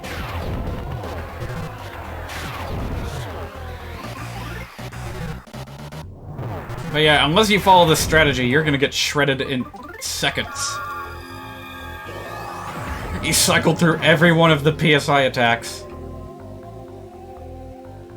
He's gotta run out of psychic points eventually, right? That was one strategy to surviving Ness's nightmare back in Earthbound, was to just wait for him to spend all of his psychic points.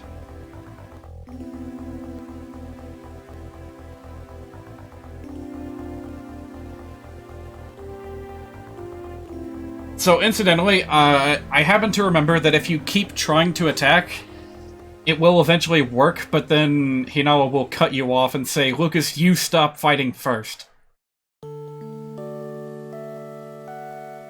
Alright, finally, we're getting somewhere. I guess this is, this game's version of the pray or sing command, or lack thereof, in the final battle. That is a pretty common theme to final battles in these Mother games. The key is not direct confrontation, but something else. Something that you may not have tried all that much leading up to that point, or maybe even something that wasn't possible until that final point in the game. Is this dialogue important? It's just like reminiscence of a mother and her children. Well, I guess it is important.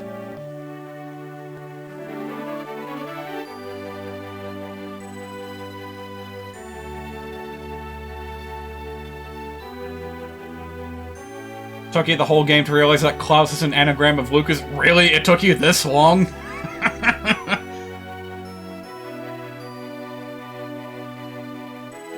I'm sure that's the reason why they have these names, is to, like, put emphasis on the fact that they're twins.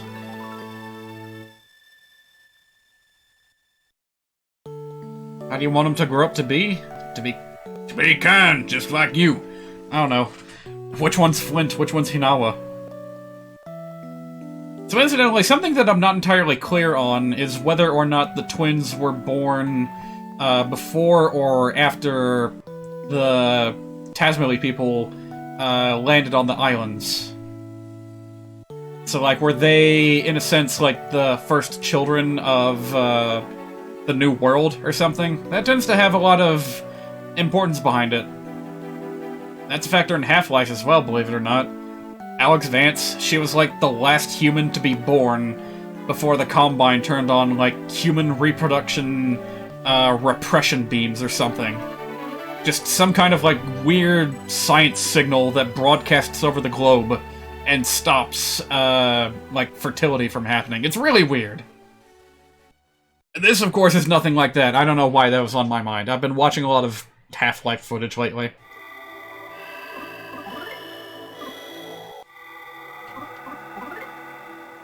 Wait, what? Lucas ran away? Oh, couldn't run. Sorry, I thought it played a different message if you try and fail. Well, this works, I guess. He stopped hammering on us so hard. You're at the end. I just got here. Welcome to the end! Welcome to the end of the beginning.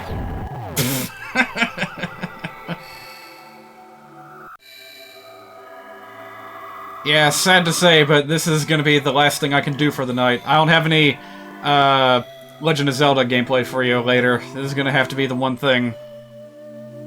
You remember me, right? Shoot. Toxian. No, I'm sorry. I don't. I know I have a few viewers from Germany. You might be one of them, but otherwise, I'm afraid I don't. Sorry. I actually have had quite a few.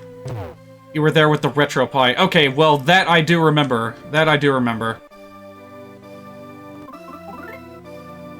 But to be fair, I've had a surprising number of, like, new viewers over the past month. I don't know where they're coming from.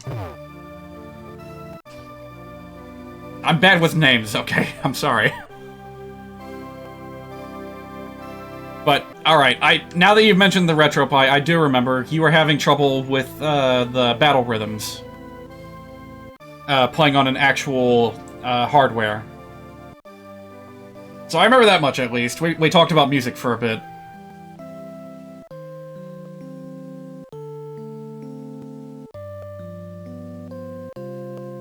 Okay.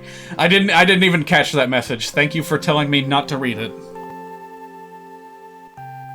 Must be so exhausted. Come here, Klaus. Damn, that's like one of the most powerful quotes in the game, and I just ignored the build-up to it. Yeah, a lot of people who have played this game will swear by the fact that that one line, like, makes them cry every time.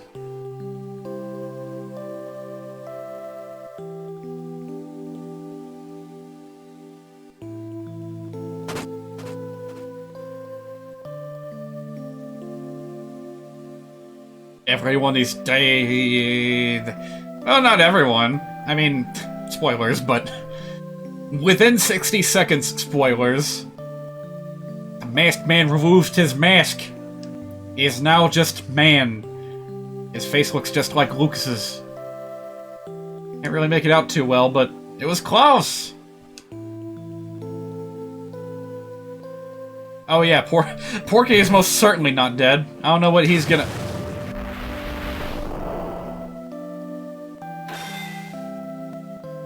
Franklin badge reflected the lightning back.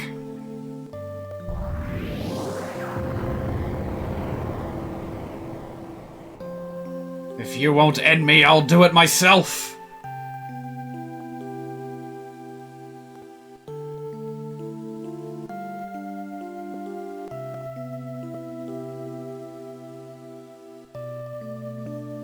I don't even need to say anything. That scene speaks for itself.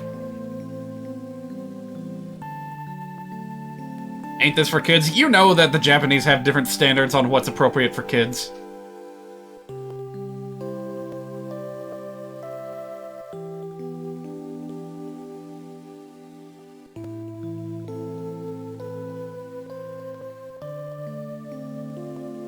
This is another very surprisingly powerful line. You wouldn't think it, but actually, the sense of smell is very powerful in humans. Despite how, like, our noses lack sensitivity, but it does have a powerful effect on us. It can trigger memories that we thought were long lost. I'm sorry it turned out like this. I'm really happy you could be with me just before the end. Thanks. Dad. I'm sorry I didn't listen to you. I'm going to where Mom is now. Lucas. I hope we meet again someday. Bye. Thank you. I'm sorry. I'm sure we'll meet again.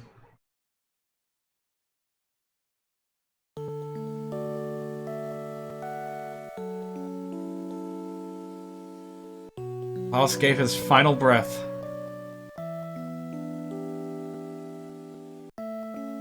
It's been too long since we had a scene like this.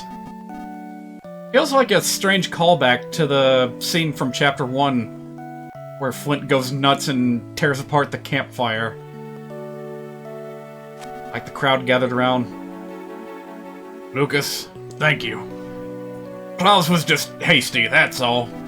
You'll forgive your hasty brother, won't you? Alright, this is it. The time has come for you to pull the dragon's last needle. Are you ready? I'm ready. Both Hinawa and Klaus have trusted fate to you. Believe in yourself and pull that final needle. Nothing needs to be sealed away anymore. Let's make the Dark Dragon sealed underground our new friend. Pass your heart on to the dragon. Pray to it from the bottom of your heart. Ask it to protect all life in this world. Me and everyone else. We all believe in you. So now you need to believe in yourself. Now go. The dragon is waiting to wake up.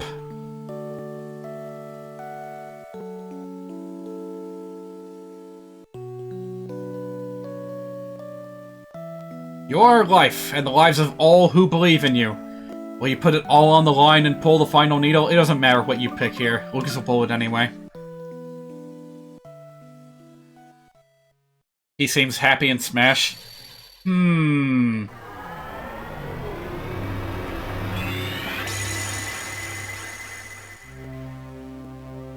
Most of my memories of Lucas in Smash come from the, Subspace Emissary cutscenes, where he most certainly is not happy.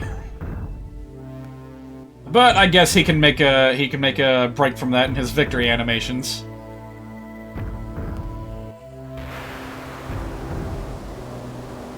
Yeah, come to think of it, yeah, the whole Lucas chapter in Subspace Emissary is just, kind of a horrible parallel dimension reliving of the trauma he suffered here. Because Ness was, like, out of nowhere, he was almost like a brother from another mother, you know? And then he gets turned to a statue and is just... Lucas is like, no, why? All this, all over again, why? Why me?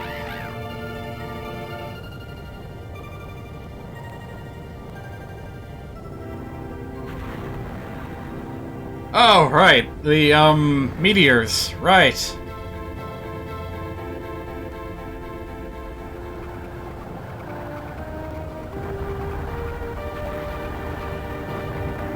There is no bad ending in this game. There is no good ending. There is only one ending. And it is this.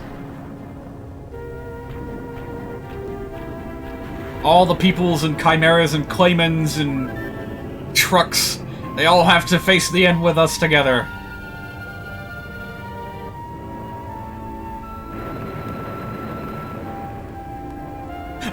What? Are you talking about Veridi there in the chat, the goddess of nature? She said, beat that crybaby into space? Oh man, that is... Ouch. Like, I knew Veridi had kind of a sharp tongue, but that is going too far. Well, so much for Osohei. Yeah, it was all a sham to begin with anyway. We're not gonna miss it. Who the heck is this trying to make a getaway? I'm gonna take a wild guess and say that it's Sheep from Thunder Tower. Well, bye, Sheep. No, that's not Porky. Porky is still stuck inside the absolutely safe capsule, from which he can never emerge, as Dr. Andonuts told us. The theory is, you know, just purely hypothetical here, that the absolutely safe capsule would be protected from all harm, even the end of the world. It could probably be jettisoned into space and be perfectly fine. And whoever's inside of it will still be alive. Forever! Forever! Forever! So I guess in order for the dragon to awaken, it kind of had to destroy everything, just for the sake of emerging. This is a Lavos moment right here.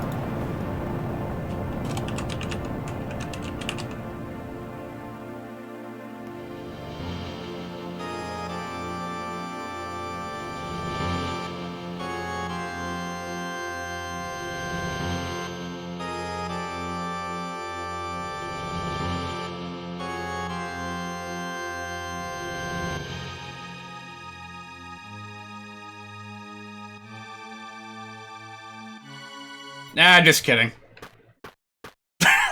Ow! Watch where you're walking! Can't you see where you're going? It's okay. This isn't a dream. It's a miracle. It's a real miracle. Seems everyone's alright. I thought everything was about to be destroyed, but everyone's alive! The only way to describe it is as a miracle. They still make jokes? Oh yeah, they do. Did the dragon's revival give power to all life? That nearly scared me to death! But I guess this is what they mean by a crisis gone is easily forgotten. Oh. That line's not gonna age poorly here in a few weeks. In any case, everyone's just peachy keen now. That was scary. That was the very definition of scary.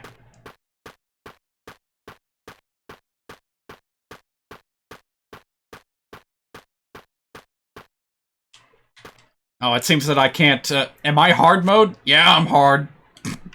Hey, everybody! Hard mode is over here and doing just fine! Is this supposed to be the player walking around? Yeah, okay. So we're not even in control of Lucas anymore. This world might have been completely destroyed had it not been for you.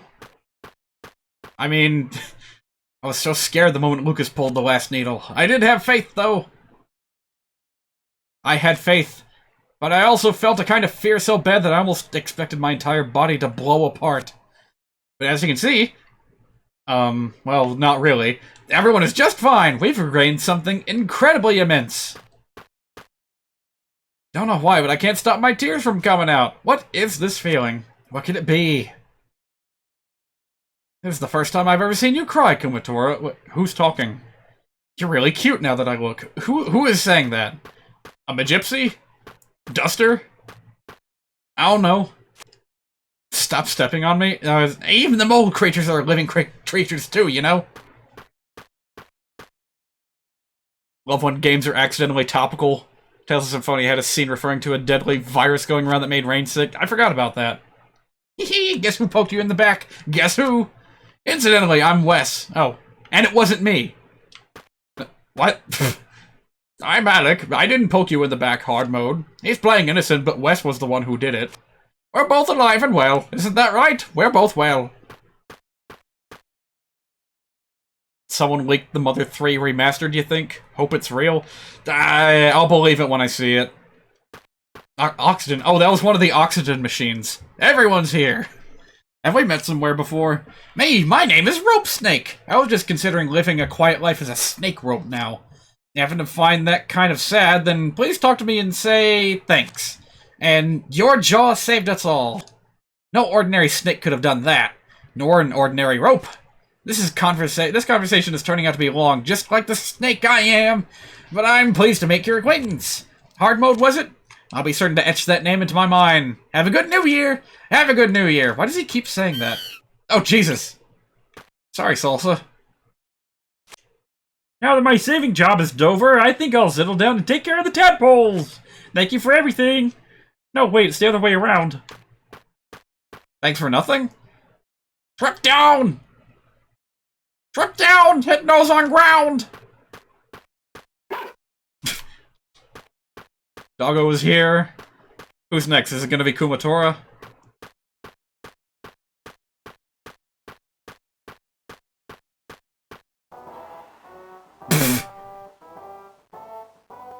The one music that plays during this scene. The rolling thing wobbles with glee? I have no idea what that could have... Oh!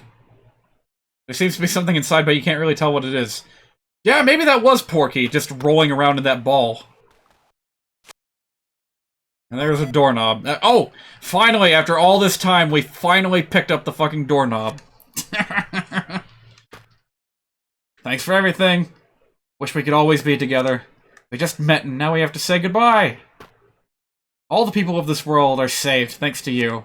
Thank you, hard mode. Hard the modal. Let's meet again sometime. We can be as many times as we want. What was that talking about? Like restarting the game? What's the world there like? Looks like things will work out here, but what about your world? Will it be alright? Damn it. This might be the moment I share to Twitter later. Hey, Otherworld! Be good to hard mode! Yeah, this scene doesn't really have quite as much impact, since I didn't actually enter a player name. Come back sometime. Thanks for everything. We'll meet again sometime, right? Don't forget us. Goodbye. Thanks. We sure had a lot of fun, didn't we? By the way, can you imagine being, like, unaware of this, like, post-credits... Well, we haven't even seen credits.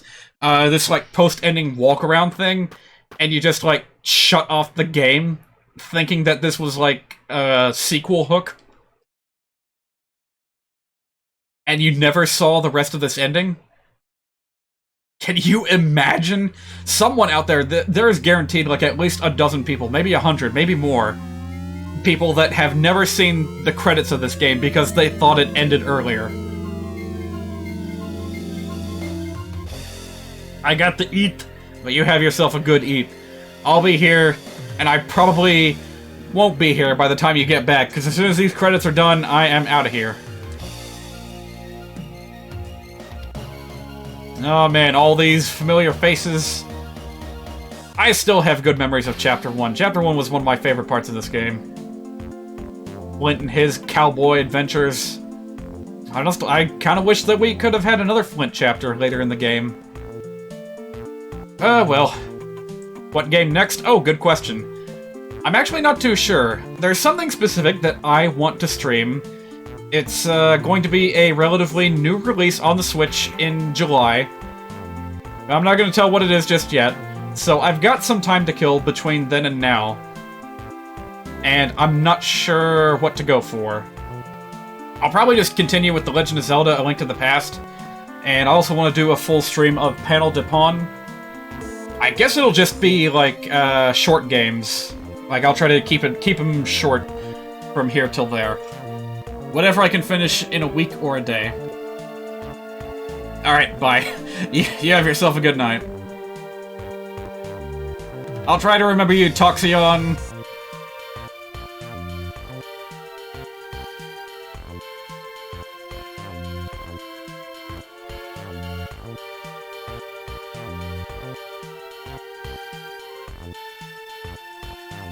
So many colorful faces. These were the survivors.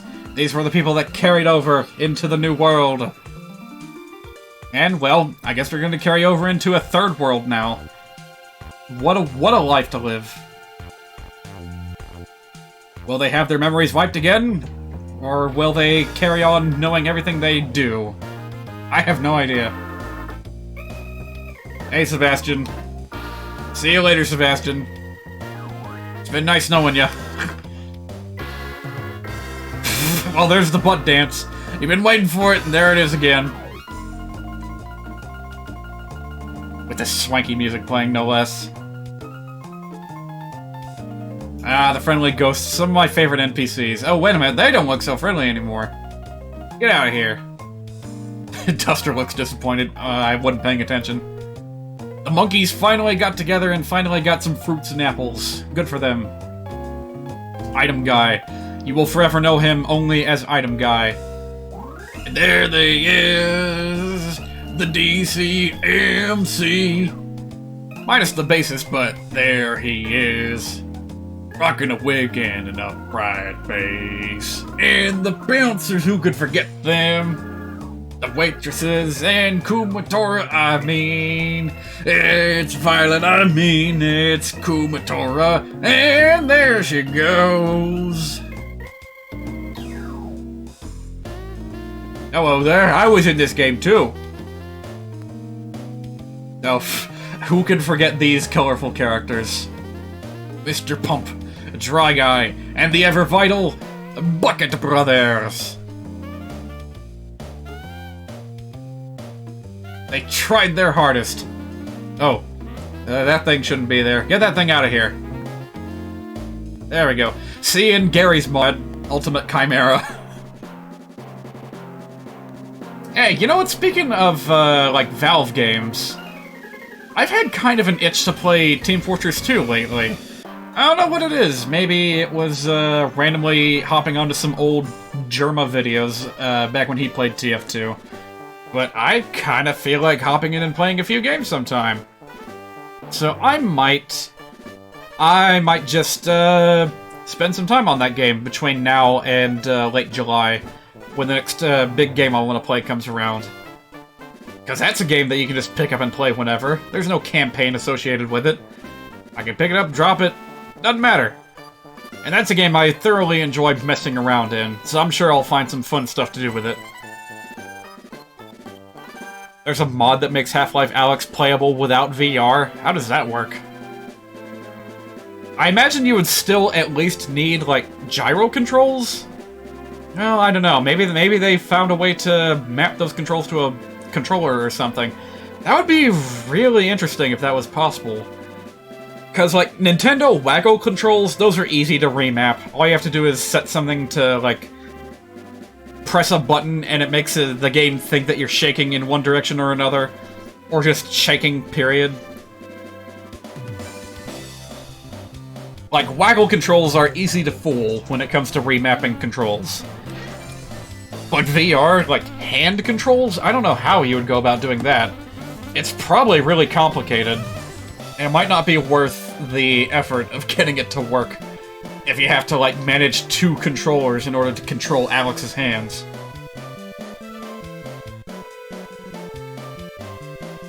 Oh, the Magypsies. What do you think of the Magypsies? You think they were fun characters? I think they added a certain charm to this game, overall.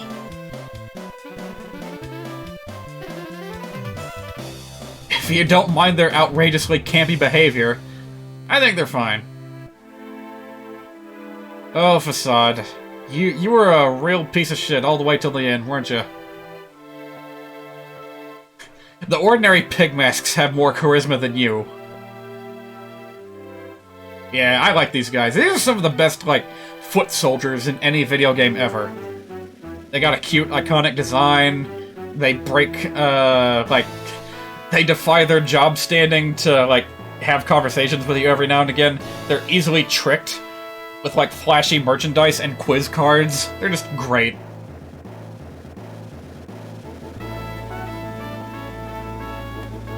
And there's Porky in all his glory. See you again in Smash Brothers. I know I'm gonna play Brawl at some point on this channel. That's not the Masked Man, that's our boy Klaus. Walking down, saying hi to the family. So I guess one way that you can interpret this is that, following the dragon's, doings, everyone's okay. Everyone's here. Even the people who died. It's a Dragon Ball miracle. But that's up to interpretation.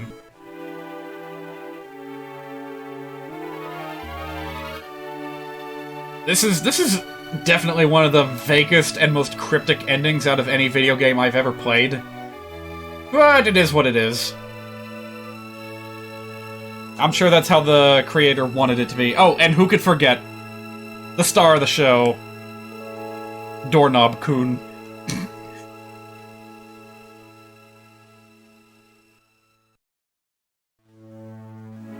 Alright, here's the real credits. That wasn't... Because the game credits are showing the game characters and not actually crediting the creators. Nah, here's the real credits. Here's a little slideshow. Yeah, that's what they call a... Actually, what do they call that? There's a specific term for that.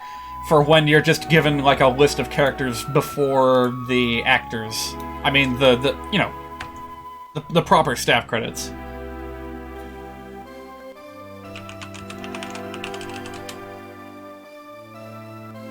Let's see. Roll, roll, roll. I know it has the word roll in it. It's like a roll call.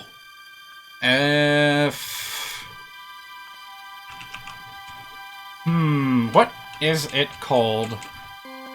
Wish there was some kind of, like, portal to, like, Cinematropes where I could find this. Oh, yeah, it's the 8 melodies from, the first Mother?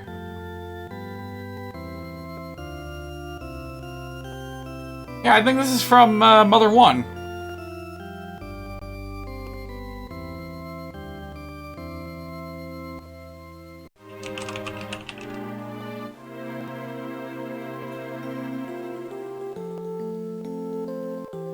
I'm just gonna, like, dart my eyes across TV tropes and see if I find anything relevant.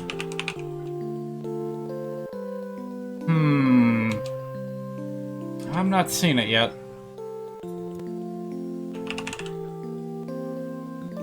Curtain call, is that it? One of the best ways... Okay, I'm just gonna read from TV tropes here. One of the best ways you can end either a show or a series is to have all the characters come together in such a way that summarizes the entire show. The order in which they appear is generally minor characters or tertiary characters first, then characters that were more important take their bows, and the progression repeats until major characters take their bow. Right, this is a theater trope, not a cinema trope. Right. So it's a little bit different. This procedure originated as common theater courtesy from the cast, so that the audience may show their appreciation for the cast, and the cast to thank the audience for taking their time to watch them. This practice later migrated into other forms of media, with live-action TV series and films being the most common. The very most common is among pantomime productions. Well, we don't care about that, so skipped. Animated media and video games can also do it, but this is less common. Hey, these Nintendo RPGs do enjoy it.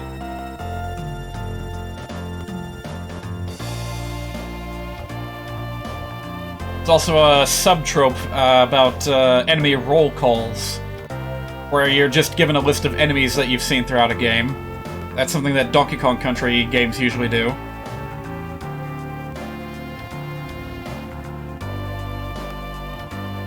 And that, in particular, seems to be a trope common most to video games, so there's some trivia for you. One of the first curtain calls I ever saw was the last episode of Freakazoid, where the, showmakers were well aware that they were capping off a wonderful show, and they wanted a good way to say goodbye to their audience, so they had all the characters gather up on a virtual stage after the finale and start singing "We'll Meet Again." I'm not sure if I can play the song, but I can at least show the clip here in the corner. Hang on a minute, is this thing muted? It's muted. Sorry about that. I can at least play a second of it.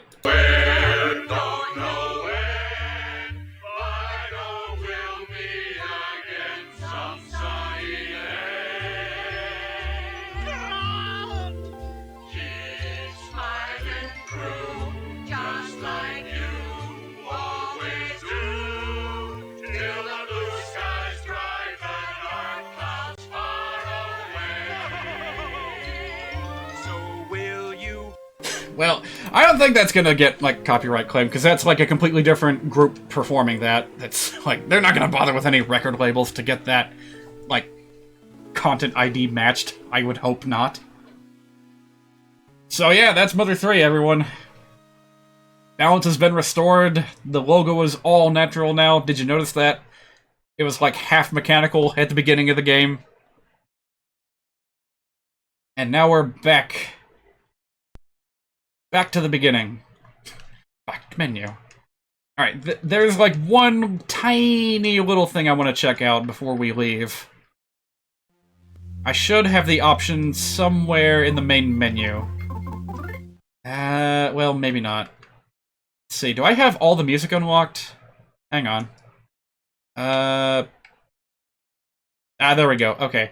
So, what I'm gonna try to do is load up a save file and see if I have access to the full unlocked battle memory. Yeah, let's see if this is completely maxed out. I've apparently been playing on this file for over 30 hours. How about that? Alright, this is a good opportunity to do one final test here. See if there is or is not a rhythm to the absolutely safe capsule. Let's check it out.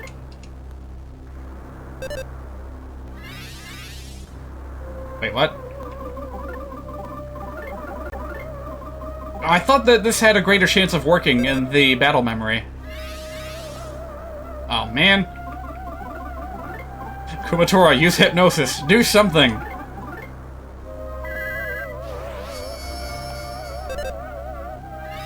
Oh, damn it. Well, I guess I can just try hammering away at the button and seeing if I can get it naturally.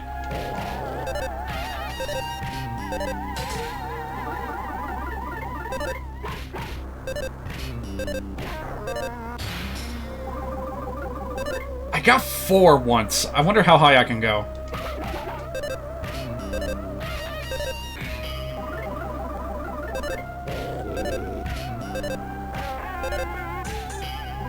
I'm not getting anything now.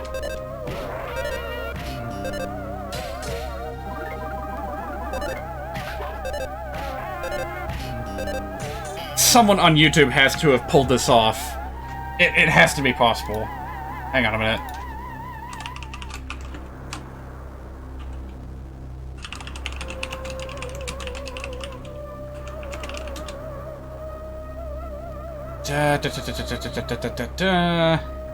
Oh, I'm not seeing it. I'm not sure if anyone's actually pulled this off yet.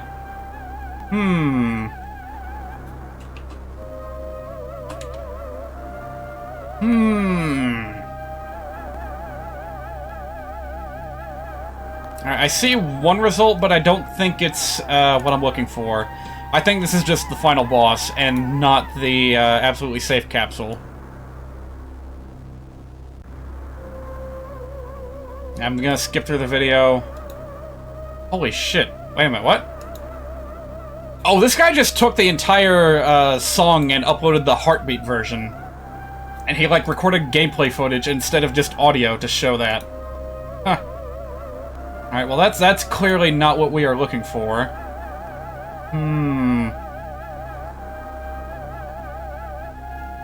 Well, shoot. I don't think we can... It seems that no one's pulled this off yet. If I were a crazy dedicated, like, YouTuber or something that focused on, like, niche gaming videos like Strider does, I might try to pull that off and upload footage of it proving that's possible, but I really don't want to do that. Alright, one last thing I can check. Are there any more memos? It would have been kind of cool if there was like a secret memo added at the very, very end, but I guess not. Well, that's the last we'll be seeing of Lucas and friends for quite some time. But we will see them again. I do plan on playing Super Smash Bros. Brawl someday, probably next year, or maybe later even. I don't know. But until then, we have a new RPG to look forward to in July. And the rest of Legend of Zelda: A Link to the Past, and Panel to Pawn, and whatever else kind of short, quirky games I can fit in between then and now. So with that, I'm gonna go ahead and sign off and go to bed, because it's pretty late where I am, probably even later where you are. One last hot spring for old time's sake.